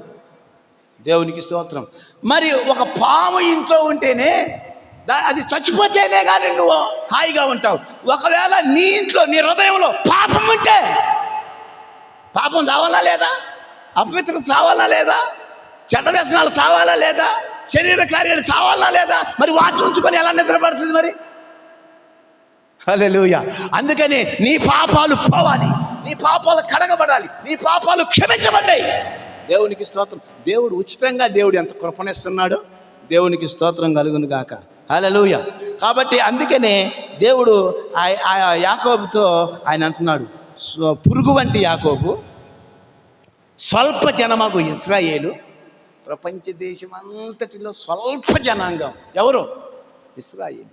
ఎన్నిక లేని వారు, ఏర్పాట్లో ఉన్నవారు, మరి సకల దేశ ప్రజల చేత దేశించబడిన వాళ్ళు. ఏ దేశస్థుడైనా ఇశ్రాయేల్ని ఇష్టపడేవాడు ఎవడో ఉన్నాడు చూడండి. ప్రతి దేశము ఇశ్రాయేల్ని, చుట్టుపక్కల ఉన్న దేశాలు ఇశ్రాయేల్ని చీయనాలి, వాడు చావాలి, వాడు చంపాలి, వాడు లేకుండా చేయాలి. మొదటిసారి మనం పట్టణంలో లేకుండా ఎలా చేశామో ఈరోజు కూడా వాడిని మరలా పట్టణంలో లేకుండా చేయాలి. ఇశ్రాయేలు స్వల్ప జనాంగమా, నేను నిన్ను దీవిస్తా, విమోచిస్తా, నేను నీకు తోడుగా ఉంటా, నిన్ను అభివృద్ధి చేస్తా, నిన్ను ఆశీర్వదిస్తా. నీ తండ్రిని దీవించాను నేను, నీ తాతను దీవించాను, నిన్ను దీవించినట్టు, నీ తాతను దీవించినట్టు, మీ తండ్రిని దీవించినట్టు 2 దీవెనలు నిన్నుతో ఉంటాయి. నిన్ను రెట్టింపు ఆశీర్వాదంతో నింపుతా. దేవునికి స్తోత్రం కలుగును గాక. ఎంత ప్రేమమయుడైనా దేవునికి మహిమ కలుగును గాక. ఈరోజు చూడండి, ఇశ్రాయేలు స్వల్ప దేశమే, కానీ అన్ని విషయాల్లో, వ్యవసాయ రంగంలో, వాణిజ్య రంగంలో, మరి ఇంకా సైన్స్లో, అన్ని వైద్య విద్య, అన్ని విధానాల రంగాల్లో ఉన్నతమైన స్థాయిలో ఈరోజు ఇశ్రాయేలు ఉంది. స్వల్పమైన ఇశ్రాయేలు, పురుగు వంటి యాకోబు. దేవునికి స్తోత్రం కలుగును గాక. హల్లెలూయా. చూడండి, ఇక్కడ పురుగు వంటి యాకోబు, స్వల్ప జనమగు ఇశ్రాయేలు. దేవునికి స్తోత్రం కలుగును గాక. హల్లెలూయా. చూడండి, దేవుడు ఏం చేస్తున్నాడు? పురుగు వంటి జీవితం అంటే అది పాత జీవితం. చూడండి, స్వల్పమగు ఇశ్రాయేలు. ఇశ్రాయేలుగా ఏంటిది? నూతన జన్మను పొందిన తర్వాత లైఫ్ అది. చూడండి, పాత స్వభావపు లైఫ్ యాకోబు. పేరు మార్చబడిన తర్వాత, నూతన జన్మను పొందిన తర్వాత, నూతన స్వభావాన్ని పొందుకున్న తర్వాత, నూతన తిరిగి బాప్తిస్మము అనగా క్రొత్త జన్మను పొందిన తర్వాత ఇశ్రాయేలు. పాత జన్మ యాకోబు, క్రొత్త జన్మ ఇశ్రాయేలు. దేవుడు ఏం చేశాడు? పురుగు వంటి యాకోబు, నేను నిన్ను ఇశ్రాయేలుగా చేస్తున్నాను, రాజకుమారుడిగా చేస్తున్నాను. నేను రాజులకు రాజుని, నువ్వు నా రాజకుమారుడివి. స్వల్పమైన అల్పమైన పురుగు లాంటి నిన్ను ఉన్నతమైన స్థాయికి తీసుకుని వెళ్తా. నేను నీకు సహాయం చేస్తా, అన్ని విషయాల్లో సహాయం చేస్తా, శత్రువులు వచ్చినా సహాయం చేస్తా. ఓ దేవునికి మహిమ కలుగును గాక. హల్లెలూయా. ఈరోజు 9 దేశాలు చుట్టుపక్కల ఉన్నాయి. ఒక్కసారి మొత్తం కలిసి కానీ బాంబులు ఎత్తే ఇశ్రాయేల్ అడ్రస్ ఉండదు. ఈరోజు అయితే దేవుడు కాపాడగలరా? నేను అంటున్నాను, ప్రపంచం మొత్తం ఏకమైన ఇశ్రాయేల్ని ఏం చేయలేదు. తగిన సమయం, దేవుడు నిర్ణయించిన ఒక సమయం రాక ముందు వరకు. దేవునికి స్తోత్రం కలుగును గాక. హల్లెలూయా. అందుకనే దేవుని యొక్క వాక్యం చెబుతుంది, మనుషుల సాయం వ్యర్థం, లోకుల సహాయం వ్యర్థం. దేవుని యొక్క సహాయమే మనకి చాలా అవసరమై ఉన్నది. దేవునికి స్తోత్రం కలుగును గాక. హల్లెలూయా. కాబట్టి మీరు ఎప్పుడన్నా మార్కెట్కి వెళ్ళినప్పుడు శనక్కాయలు కొనుక్కోవాలని ఆశ ఉందనుకోండి, శనక్కాయలు కొనుక్కోవాలని ఆశ. ఉడకబెట్టిన శనక్కాయలు, వేయించిన శనక్కాయలు అనంటే అమ్ముకునేవాడిని. అయ్యా 4 పెట్టి చూడయ్యా, 4 పెట్టాయా రుచిద్దామంటే ఇతర ఆ 20 రూపాయలకి వచ్చేదే ఇంత పొట్లం. 4 నీకు ఇవ్వాలంటే ఎవడు? ఇంకా 4 వచ్చారనుకో, ఒక పొట్లం పోయినట్టే వాడికి. ఇస్తాడా? ఒక్కడు కూడా తీసుకొని కాదకూడదంటే పుచ్చిపోయిన ఇతనాలు లేని కూడా ఎత్తడాడు. ఎందుకంటే అతను మారు బేరగాడు అని చెబుతాడు. అయ్యా నేను నా సొంత పొలం కాదయ్యా, నేను మారు బేరాన్ని తెచ్చుకున్నాను అయ్యా అంటే. సరే, ఇతనే ఒక పల్లెటూరులాగా ఏదో ఒక ఊరిలోకి నుంచి వెళ్తున్నాను అనుకోండి, పొలంలో గుండా శనక్కాయల తోట కనపడి, శనక్కాయల పొలం కనపడింది అనుకోండి. ఆయన అక్కడ కోస్తా ఉంటారు. కోస్తా ఉన్నప్పుడు అక్కడికి పోయి వాళ్ళు 4 తీసుకోవచ్చారంటే 4 ఏందండి 10. ఆయన ఎవరో పాపం దారిని పోతా వచ్చాడు, గుప్పుడు పెట్టండి రా అని అంటాడు. రైతు ఏమంటాడు తెలుసా? తినబోయారు బాబు, నీకు ఇష్టం వచ్చినాడు తిని అంటాడు. పోత అంటే సరే సరే వెళ్ళిపోతున్నా, చాలా బాగా పెట్టారంటే ఇంకా ఏమైనా కావాలంటే తీసుకొని పోమంటాడు. ఎందుకని? అతను పొలం యొక్క యజమాని. అతను అనలేదు ఎందుకని? మారు బేరగాడు. మారు బేరగాడడానికి యజమానికి ఉన్న తేడా తెలుసా? అలాగే మన ప్రభు అయిన దేవుడు యజమాని. ఆయన సమస్తానికి యజమాని, ఆయన ఈ సృష్టికి యజమాని. ఆయన మరి మనకు యజమాని. ఆయన మనకు ఏదైనా ఇవ్వగలిగినటువంటి సమృద్ధిగా ఇవ్వగలిగిన దేవుడు ఆయన. అది యజమానికి మారు బేరగాడికి ఉన్న తేడా. అది దేవునికి స్తోత్రం కలుగును గాక. హల్లెలూయా. కాబట్టి క్రీస్తునందు ప్రియమైనటువంటి దేవుని పిల్లారా, ఈరోజు మనం ఒక యజమానిని కలిగి ఉన్నాం. ఆయనే మన ప్రభు అయిన యేసుక్రీస్తు అయి ఉన్నాడు. ఆయన ఏదైనా సమృద్ధిగా ఇవ్వగలడు. స్వస్థతను ఇవ్వగలడు, రక్షణ ఇవ్వగలడు, విమోచన ఇవ్వగలడు, నీ అవసరతలు ఇవ్వగలడు, నీకు తోడుగా ఉండగలడు, నిన్ను ఏ విధంగానైనా సహాయం చేయగలడు. దేవునికి స్తోత్రం కలుగును గాక. హల్లెలూయా. నిజమంటారా కాదంటారా? దేవునికి స్తోత్రం కలుగును గాక. హల్లెలూయా. చూడండి ఒకసారి 146వ కీర్తన, 146వ కీర్తన 5వ వచనం.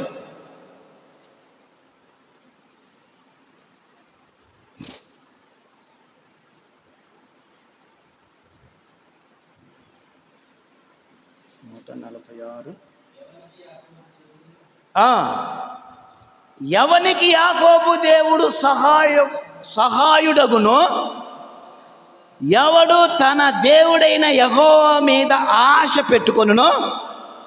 అది యాకోబు దేవుడు ఎట్టాటోడో తెలుసా? ఎవరికైనా సహాయం చేయగలడు. కొంతమంది అంటారు ఆయనండి, ఆ ఎమ్మెల్యే, ఆ ఎంపీ ఎవరికైనా సహాయం చేస్తాడండి, అందుకని ఆయన 5 దశలు గెలిచాడంట. చూడండి, ఆయన అంతకంటే గొప్ప దేవుడు ఆయన. యాకోబు దేవుడు ఎవనికి సహాయుడు? ఎవడు తన దేవుడైన యెహోవా మీద ఆశ పెట్టుకొనునో వాడు ధన్యుడు. హల్లెలూయా. వాడు గొప్పవానిగా చేస్తానంటున్నాడు ఆయన. దేవునికి స్తోత్రం కలుగును గాక. హల్లెలూయా. కాబట్టి క్రీస్తునందు ప్రియులారా, యాకోబు దేవుడు యాకోబుకు సహాయం చేశాడు. అలాగే యాకోబు దేవుడైన యెహోవాను ఎవరైతే నమ్ముకుంటారో వాళ్ళకు కూడా ఆయన సహాయం చేయగలడు. నీకు కూడా సహాయం చేయగలడు, నాకు సహాయం చేయగలడు, నీకు సహాయం చేయగలడు. మనందరికీ ఆయన సహాయం చేసే దేవుడు.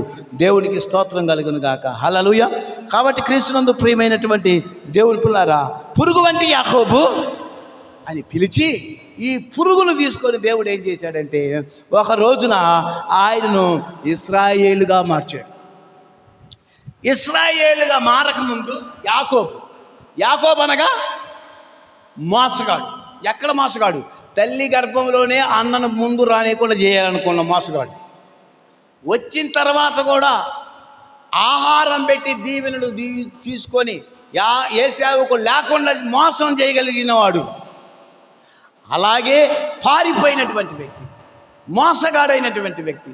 అందుకని పురుగు లాంటి వాడు, పనికి మాలిన పురుగు లాంటి వ్యక్తిగా దేవుడు పిలుస్తున్నాడు. అయితే ఈ పురుగును తీసుకొని ఆయన ఏం చేయాలనుకున్నాడో ఒక మంచి వ్యక్తిగా చేయాలనుకున్నాడు.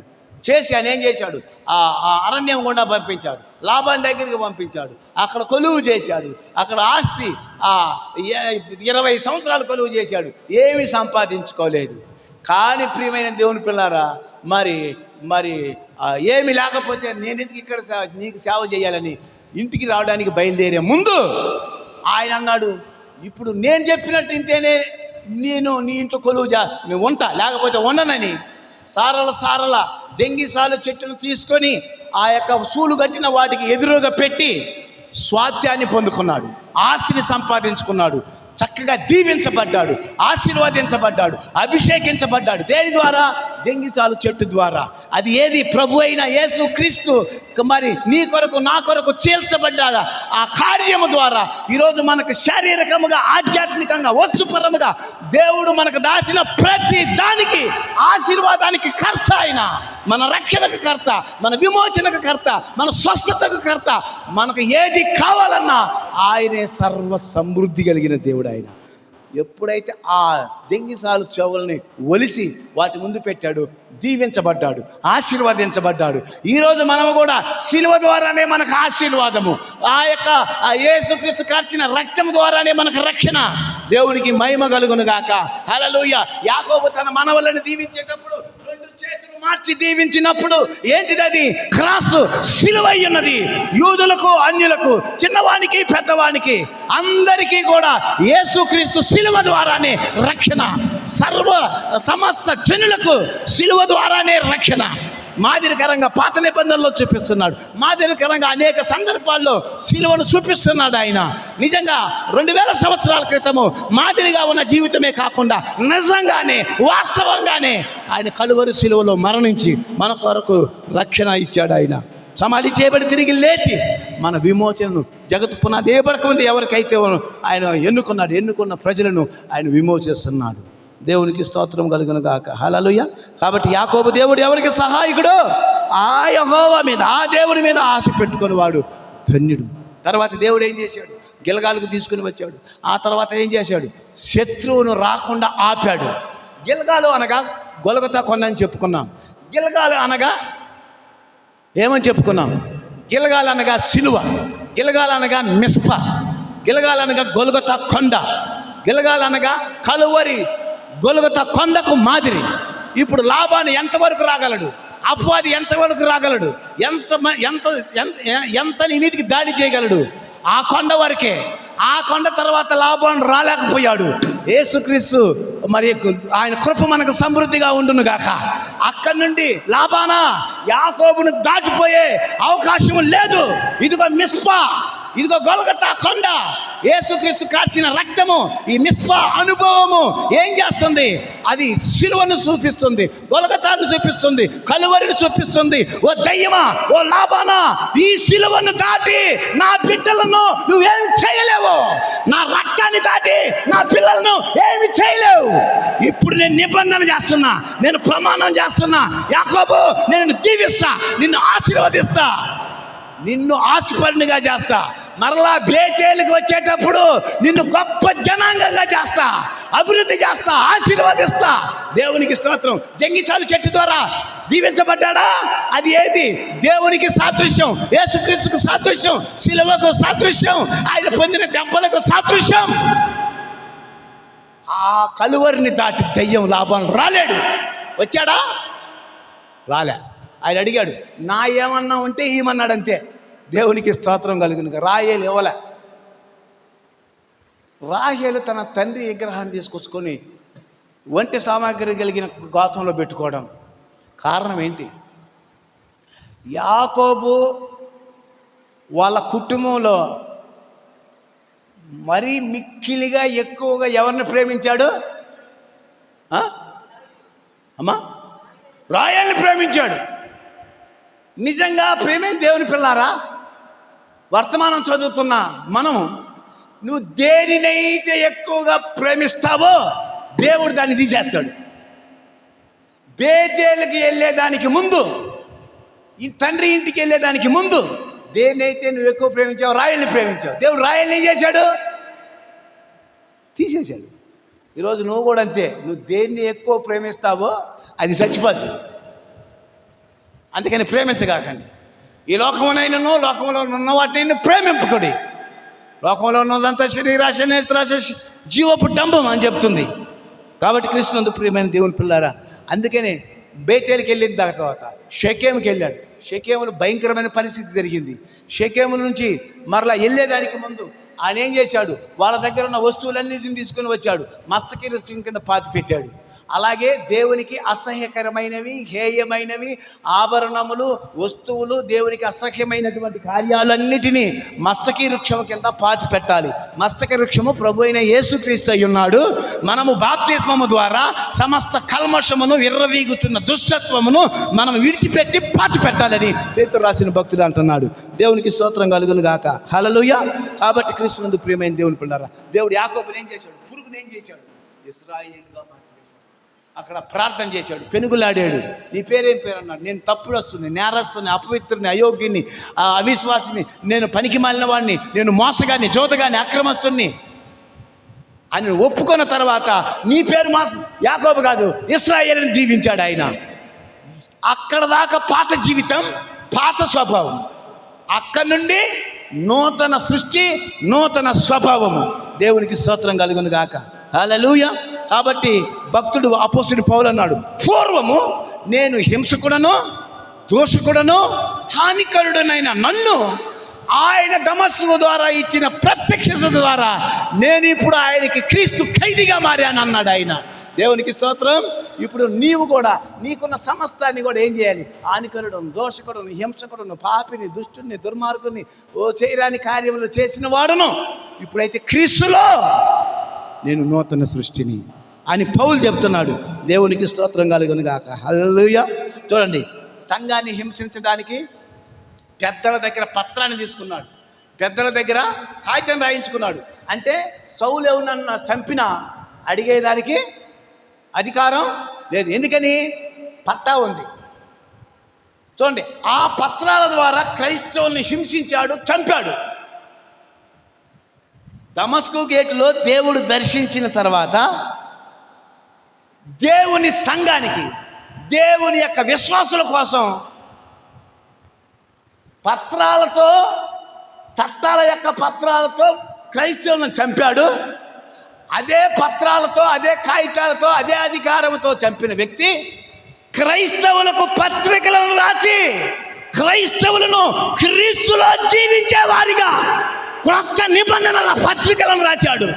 ఒక పత్రికలతో చంపాడు, మరొక పత్రికలతో సంఘాన్ని జీవింపజేస్తున్నాడు, సంఘాన్ని క్రమపరుస్తున్నాడు. సంఘానికి కావాల్సినటువంటి ఆ అన్ని విషయాలను పత్రికల్లో పౌలు నేర్పిస్తున్నాడు.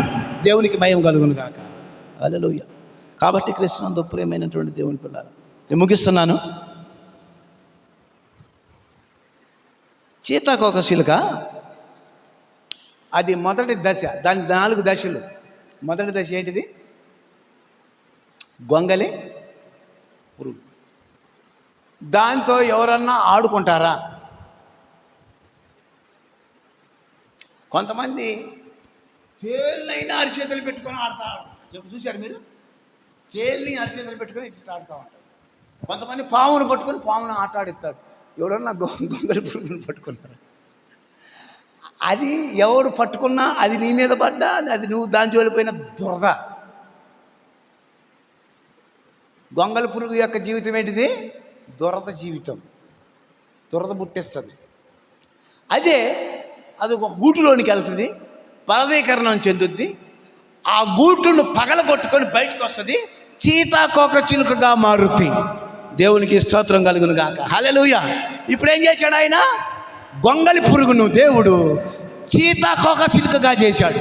గొంగలి పురుగు భూమి మీదనే ఆడుద్ది, భూమి మీదనే తిరుగుద్ది. కానీ చీతాకోక చిలుక మరలా కిందికి, నన్ను పాత జీవితం నాది, అప్పుడప్పుడు నేను నేల మీద ఆడుకున్నాను గత పాత జీవితంలోని, ఎప్పుడు మరలా కిందికి అది రాదు. మీరు ఎప్పుడైనా చూడండి, గొంగలి పురుగు జీవితం భూమి మీద, కానీ చీతాకోక చిలుకగా మారిన తర్వాత మకరందం, చెట్ల మీద, పువ్వుల మీద ఆహ్లాదకరమైన జీవితం. దేవునికి స్తోత్రం కలుగును గాక. గొంగలి పురుగు జీవితం పాత స్వభావము, సీతాకోక చిలుకగా మారిన తర్వాత క్రొత్త జీవితం, రంగురంగుల జీవితం, ఆహ్లాదకరమైన జీవితం, ఆనందకరమైన జీవితం, మకరందాన్ని తింటుంది. దేవునికి స్తోత్రం కలుగును గాక. హల్లెలూయా. మన పాత స్వభావం కూడా చచ్చిపోయి మనం కూడా సీతాకోక చిలుక మకరందాన్ని ఎలా తింటుందో, వాక్యాన్ని, వర్తమానాన్ని, పరిశుద్ధాత్మను పానం చేసే వాళ్ళముగా ఉండాలి. దేవుని యొక్క వాక్యాన్ని తినే వాళ్ళంగా ఉండాలి. దేవుని యొక్క రొట్టె రసాన్ని తినే వాళ్ళంగా ఉండాలి. శ్రేష్టమైన మకరందాన్ని తినే వాళ్ళంగా ఉండాలి. ఇక పాత స్వభావం లేదు, గొంగలి పురుగు అది కాదు. తిరిగి ఆ పాత సీతాకోక చిలుక గొంగలి చిలుక అది మారలేదు. ఎందుకంటే అది మారుకుంటూ 4 దశలు గుండా 4వ దశలో సీతాకోక చిలుకగా మారింది. ఇక అది గొంగలి పురుగుగా మారదు. గొంగలి పురుగు నుండి సీతాకోక చిలుక దశగా వచ్చింది. అది ఉన్నతమైనటువంటి జీవితం. అలాగే పురుగు వంటి యాకోబు జీవితాన్ని దేవుడు ఏం చేశాడు? మార్చివేశాడు. ఇశ్రాయేలుగా చేశాడు. ఇశ్రాయేలుగా చేసి ఏం చేశాడు? 12 గోత్రాలు తన గర్భంలో నుంచి తీసుకుని వచ్చాడు. ఈ 12 గోత్రాలను ఎక్కడ పెట్టాడు? అతి పరిశుద్ధ ప్రత్యక్ష గుడారానికి 4 మూలల ఎవరుండాలి? 12 మంది గోత్రాలు ఉండాలి. ఇప్పుడు ఎక్కడ ఉంటున్నాయి? దేవుని సముఖంలో ప్రత్యక్ష గుడారానికి చుట్టూ కాపలా కాస్తున్న వారిగా. దేవునికి మహిమ కలుగును గాక. దేవుని యొక్క సింహాసనానికి దగ్గరగా ఈ 12 గోత్రాలు ప్రత్యక్ష గుడారము చుట్టూ నివసించేలాగా దేవుడు ఏర్పాటు చేసుకున్నాడు. అల్లలు అది యాకోబు యొక్క 12 గోత్రాల కర్తలు. ఈరోజు మరి ఆ పైన ఉన్న దేవుడు, పితరులతో ఉన్న దేవుడు, ఆ మనతో 2000 సంవత్సరాల క్రితం మనతోనున్న దేవుడు ఇప్పుడు నేరుగా ప్రత్యక్ష గుడారం చుట్టుపక్కల ఉండడానికి ఆయన ఇష్టపడలే. ఆయన పైన ఉన్న దేవుడు, మనతోనున్న దేవుడు ఇప్పుడు మన లోపల ఉండాలని ఆశపడుతున్నాడు. నీలో ఉండాలని ఆశపడుతున్నాడు. నీవే ఆయనకు ఒక గుడారముగా ఉండాలని, నీవే ఒక పరిశుద్ధ ఆలయంగా మారాలని, ఆ పరిశుద్ధ దేవుడు పరిశుద్ధపరచబడిన నీ జీవితంలో ఉండాలని ఆయన కోరుకుంటున్నాడు. దేవునికి స్తోత్రం కలుగును గాక. హల్లెలూయా. అందుకని మనం దేవుని ఆలయమై ఉన్నామని మీరు ఎరుగరా? దేవునికి స్తోత్రం కలుగును గాక. హల్లెలూయా. కాబట్టి కృష్ణునందు ప్రియమైన దేవుని పిల్లారా, మరి యాకోబును పురుగు లాంటి జీవితాన్ని ఇశ్రాయేలుగా చేశాడు. గొంగళ పురుగు జీవితాన్ని సీతాకోక చిలుకగా చేశాడు. దేవునికి స్తోత్రం కలుగును గాక. చూడండి, ఒక పరిశుద్ధునిగా మార్చగలిగే శక్తి ఎక్కడుంది? ఒక పాపిని పరిశుద్ధునిగా మార్చే వ్యక్తి, ఒక వేశ్యను మంచి వ్యక్తిగా మార్చగలిగింది. ఈ ప్రపంచంలో ఏ సాధనం అన్నా ఉందా? ఏ ట్యాబ్లెట్ అన్నా ఉందా? ఏ వైద్యం అన్నా ఉందా? కానీ ప్రభు అయిన యేసుక్రీస్తు వాక్యము, ఆయన మాటలు, ఆయన వర్తమానము మనిషిని మార్చగలిగిన శక్తి, జీవితాన్ని మార్చగలిగిన శక్తి, నోటిని మార్చగలిగిన శక్తి, చూపును మార్చగలిగిన శక్తి, స్పర్శను కూడా మార్చగలిగిన శక్తి. 5 జ్ఞానేంద్రియాలను, ఆత్మకున్న 5 జ్ఞానేంద్రియాలను, శరీరానికి ఉన్న 5 జ్ఞానేంద్రియాలు నీలోనున్న దేవుని యొక్క విశ్వాసము చేత నింపబడినప్పుడు ఈ 10 జ్ఞానేంద్రియాలను కంట్రోల్ పెట్టడానికి దేవుని యొక్క విశ్వాసం నిన్ను పరిశుద్ధునిగా చేస్తుంది. దేవునికి స్తోత్రం కలుగును గాక. హల్లెలూయా. దేవుడికి అలాంటి శక్తి ఉంది. అలాంటి కృప కలిగిన వారికి ఆయన ఆ కార్యాలు చేస్తాడు. ఆయన గమనించండి.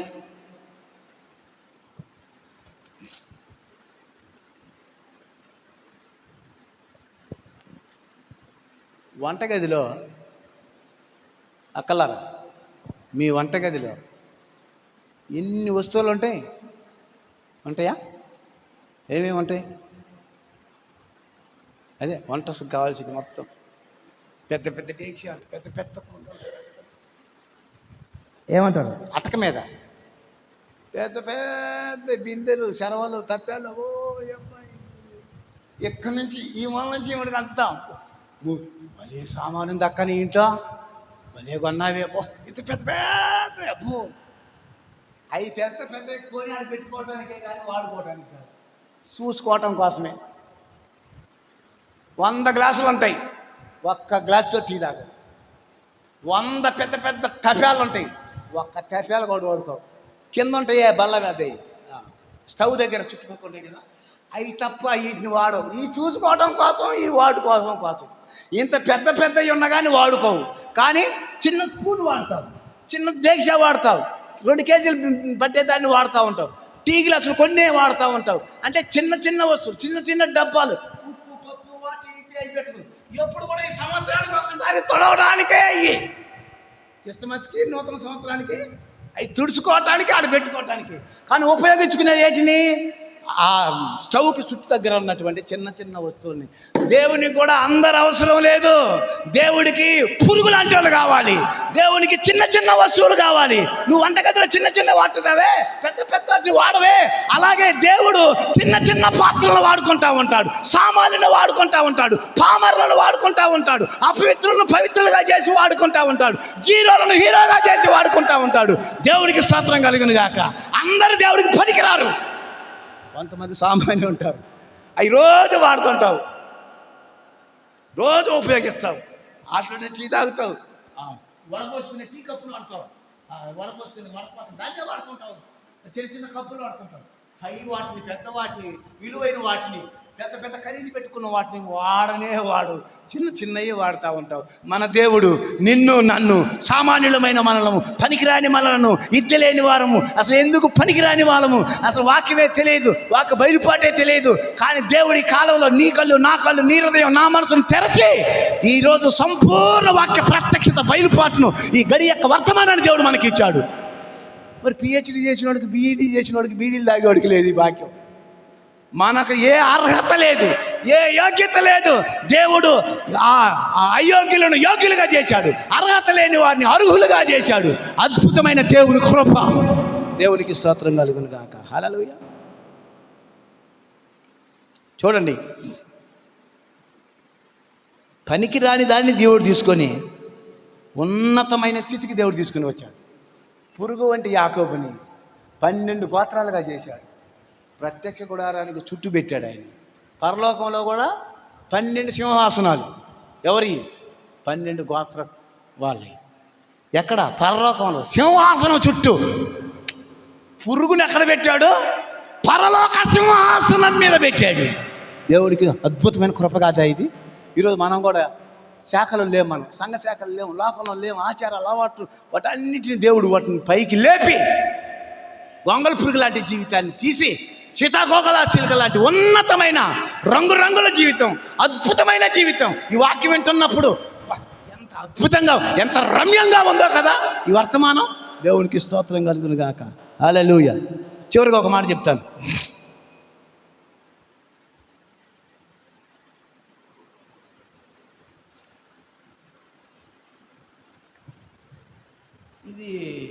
ఇది బైబిల్. ఇవన్నీ ఏంటి? పేపర్లేనా? దీని మీద ప్రింటింగ్ చేయగలిగింది. ఈ పేపర్ రాకముందు ఇది ఒక పెద్ద చెట్టేనా? ఇది కలప. ఇది ఏంటది? ఉమ్మన్ రాయిందమ్మ. ఏం అల్లిలో ఏంటేం విషయం ఏం పోయింది?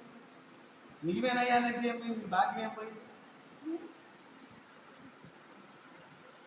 ఇదే మనం నేర్చుకుంది. నిజమేనండి, అవునండి.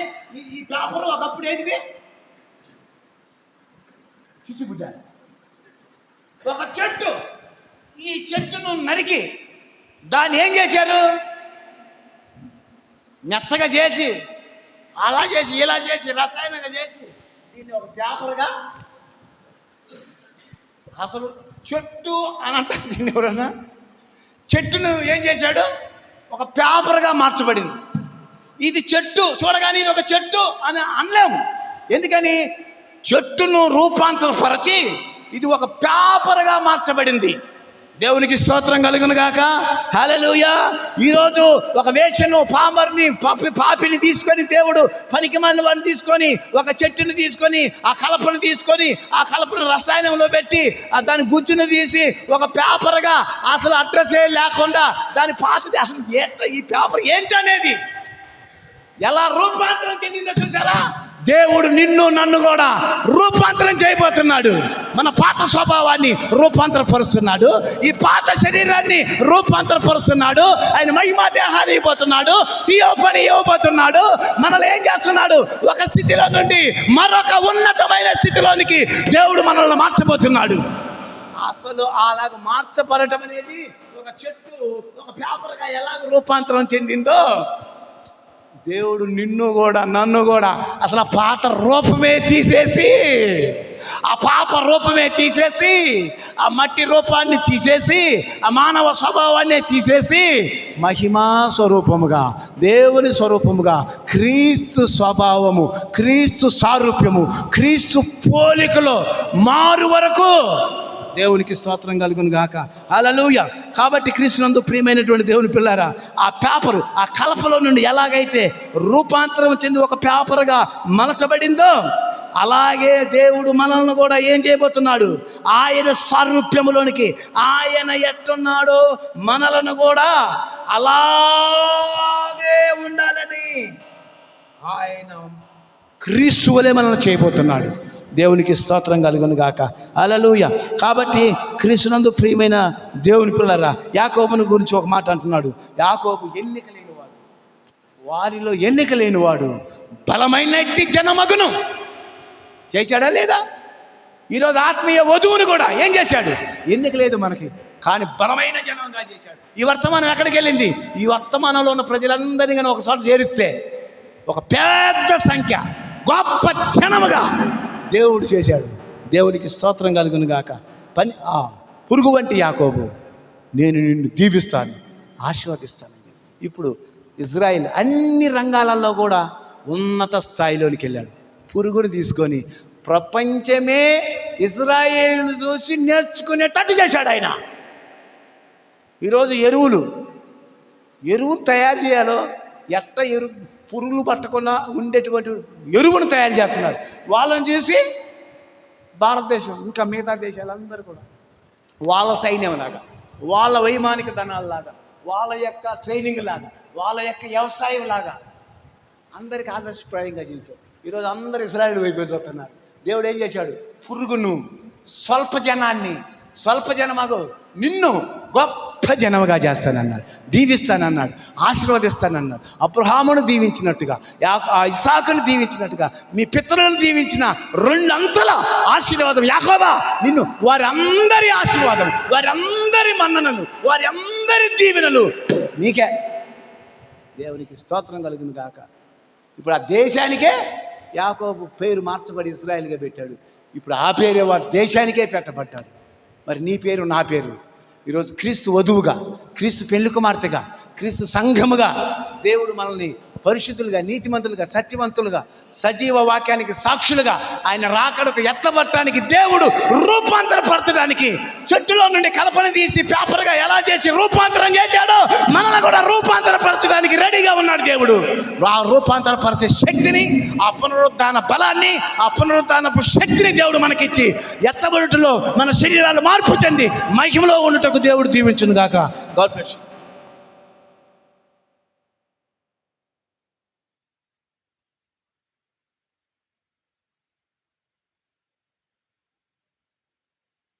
దేవుడు అనుగ్రహించిన దివ్యమైన మాటలను బట్టి మరొక్కసారి మనమంతా లేచి నిలబడి మన మధ్యనున్న మన దేవుని మన స్తుతులతో, మన స్తోత్రాలతో కొనియాడదాం. హల్లెలూయా, హల్లెలూయా, హల్లెలూయా, హల్లెలూయా, హల్లెలూయా, హల్లెలూయా. స్తోత్రములు స్తోత్రములు స్తోత్రములు స్తోత్రములు స్తోత్రములు స్తోత్రములు స్తోత్రములు స్తోత్రములు స్తోత్రములు ప్రభా. వందనములు తండ్రి, వందనములు యేసు. హల్లెలూయా హల్లెలూయా హల్లెలూయా. స్తోత్రములు స్తోత్రములు స్తోత్రములు స్తోత్రములు స్తోత్రములు స్తోత్రములు దేవా. వందనములు తండ్రి, వందనములు యేసు. హల్లెలూయా హల్లెలూయా హల్లెలూయా హల్లెలూయా. స్తోత్రములు స్తోత్రములు స్తోత్రములు స్తోత్రములు స్తోత్రములు స్తోత్రములు స్తోత్రములు స్తోత్రములు ప్రభా. స్తోత్రములు తండ్రి, జీవం కలిగిన దేవా, జీవాధిపతి. స్తోత్రములు ప్రభువా, వందనములు యేసయ్య. యేసయ్య, మరొక్కసారి మా గొప్ప దేవుడా, ఈ రీతిగా మీ సన్నిధానంలో మేము సమావేశం అవటానికి తండ్రి నీవు కృప చూపించావు ప్రభువా. యేసే, మమ్మల్ని సమావేశపరచడమే కాకుండా ప్రభా మా మధ్యకు నీవు దిగు వచ్చావు తండ్రి. ఇప్పటి వరకు ప్రభా మీ దాసులను మరుగు చేసుకొని మాతో మాట్లాడినందుకు స్తోత్రములు ప్రభా. అవును తండ్రి, ప్రభువా యేసయ్య మా గొప్ప దేవుడా, మానవుడు తండ్రి ప్రభువా యేసే పురుగు వంటి వాడై ఉన్నాడు ప్రభా. మానవుడు ప్రభా దుమ్ము వంటి వాడై ఉన్నాడు ప్రభా, ధూళి వంటి వాడై ఉన్నాడు తండ్రి ప్రభువా యేసే. మానవుడు ప్రభా అల్పుడై ఉన్నాడు ప్రభా, ఓటి కొండ వంటి వాడై ఉన్నాడు ప్రభా. యేసయ్య స్తోత్రములు. అటువంటి ప్రభా ఎందుకు పనికిరాని మానవుడిని ప్రభా యేసే, ఎంతలో బుట్టి ఎంతలో మాయమైపోయే మానవుడిని ప్రభా యేసయ్య. ప్రభువా మా గొప్ప దేవుడా, ఆ మానవుడు ప్రభా నిన్ను చేర్చుకున్నప్పుడు తండ్రి గొప్ప జనాంగముగా ప్రభా, గొప్ప ఆశీర్వాదాలతో ప్రభా యేసయ్య ప్రభా యేసే నింపువాడవై ఉన్నావు తండ్రి ప్రభా. మానవుడి ప్రభా జీవితాన్ని మార్చువాడవై ఉన్నావు తండ్రి ప్రభా. మానవుడి జీవితం ద్వారా ప్రభా మహిమ పొందుకొని వాడవు నీవై ఉన్నావు ప్రభా. ప్రభా యేసే అల్ప జనాంగముగా ఉండిన ప్రభా యేసయ్య ప్రభా, యాకోబు సంతతిని ప్రభా యేసే, పురుగు వంటి యాకోబును ప్రభా యేసయ్య, అల్పులుగా ఉండిన యాకోబు సంతానమును తండ్రి ప్రభా గొప్ప జనాంగముగా ప్రభా నీవు మార్చిన దేవుడవై ఉన్నావు తండ్రి ప్రభువా. స్తోత్రములు తండ్రి, వందనములు ప్రభువా యేసయ్య. ఆ యొక్క ప్రభా యాకోబు సంతానము ద్వారా ప్రభువా యేసయ్య నీవు మహిమ పొందిన దేవుడవై ఉన్నావు తండ్రి. ఈనాడు ప్రభువా యేసయ్య అన్యులు ప్రభువా యేసయ్య మా గొప్ప దేవుడా, ఏ సువార్త ప్రభా ఒకనొక సమయంలో ప్రభా ఏ సువార్త లేని వారిగా ఉన్నారు ప్రభా. అన్యులు ప్రభా యేసయ్య మా గొప్ప దేవుడా ప్రభా సున్నతి లేని వారిగా ఉన్నారు తండ్రి. అన్యులు ప్రభా ఏ ధర్మశాస్త్రము లేని వారిగా ఉన్నారు ప్రభా. నిజ దేవుని గురించిన ప్రత్యక్షత లేని వారిగా ఉన్నారు అన్యులు ప్రభువా యేసయ్య మా గొప్ప దేవుడా. ఒకానొక సమయంలో ప్రభువా మా గొప్ప దేవుడా ప్రభువా యేసయ్య మా గొప్ప దేవుడా వెలుగు మార్గాన్ని తెలియని వారిగా ఉన్నారు తండ్రి ప్రభువా. మీ కృపను బట్టి మా గొప్ప దేవుడా ఈ క్రొత్త నిబంధన కాలములో ప్రభువా మాకు మార్గము తెరిచావు మా గొప్ప దేవుడా ప్రభువా యేసయ్య. సువార్త మా మధ్యన ప్రకటించబడింది ప్రభువా. చీకటిలో ప్రభువా అన్యులు నశించకుండా ప్రభువా యేసయ్య నీవు కృప చూపించావు తండ్రి. ఈ ముగింపు కాల సమయానికి వచ్చే బాటికి మా గొప్ప దేవుడా ప్రశస్తమైన ప్రభా సంపూర్ణమైన వాక్యాన్ని మాకు ఇచ్చావు తండ్రి ప్రభువా. స్తోత్రములు తండ్రి ప్రభువా. ఇక మేము దూరస్తులుగా లేవు మా గొప్ప దేవుడా, సమీపస్తులుగా మార్చబడ్డాం మా గొప్ప దేవుడా ప్రభువా యేసే. భౌతికమైన సున్నతి కాదు కానీ ప్రభువా ఆత్మీయమైన సున్నతిని మాకు కలుగు చేసావు తండ్రి. మా చెవులు సున్నతి చేయబడ్డాయి తండ్రి, మా హృదయం సున్నతి చేయబడింది ప్రభువా. సత్యవాక్యాన్ని ప్రభా మేము చూడగలుగుతున్నాం తండ్రి. మీతో నిబంధన చేసుకున్న ప్రజలముగా ప్రభా, నాశీరు చేయబడిన జీవితం కలిగిన వారిగా ప్రభా మేము మార్చబడి ఉన్నాము తండ్రి ప్రభువా యేసే. గొంగళ పురుగు ప్రభా సీతాకోక చిలుకగా ఏ విధంగా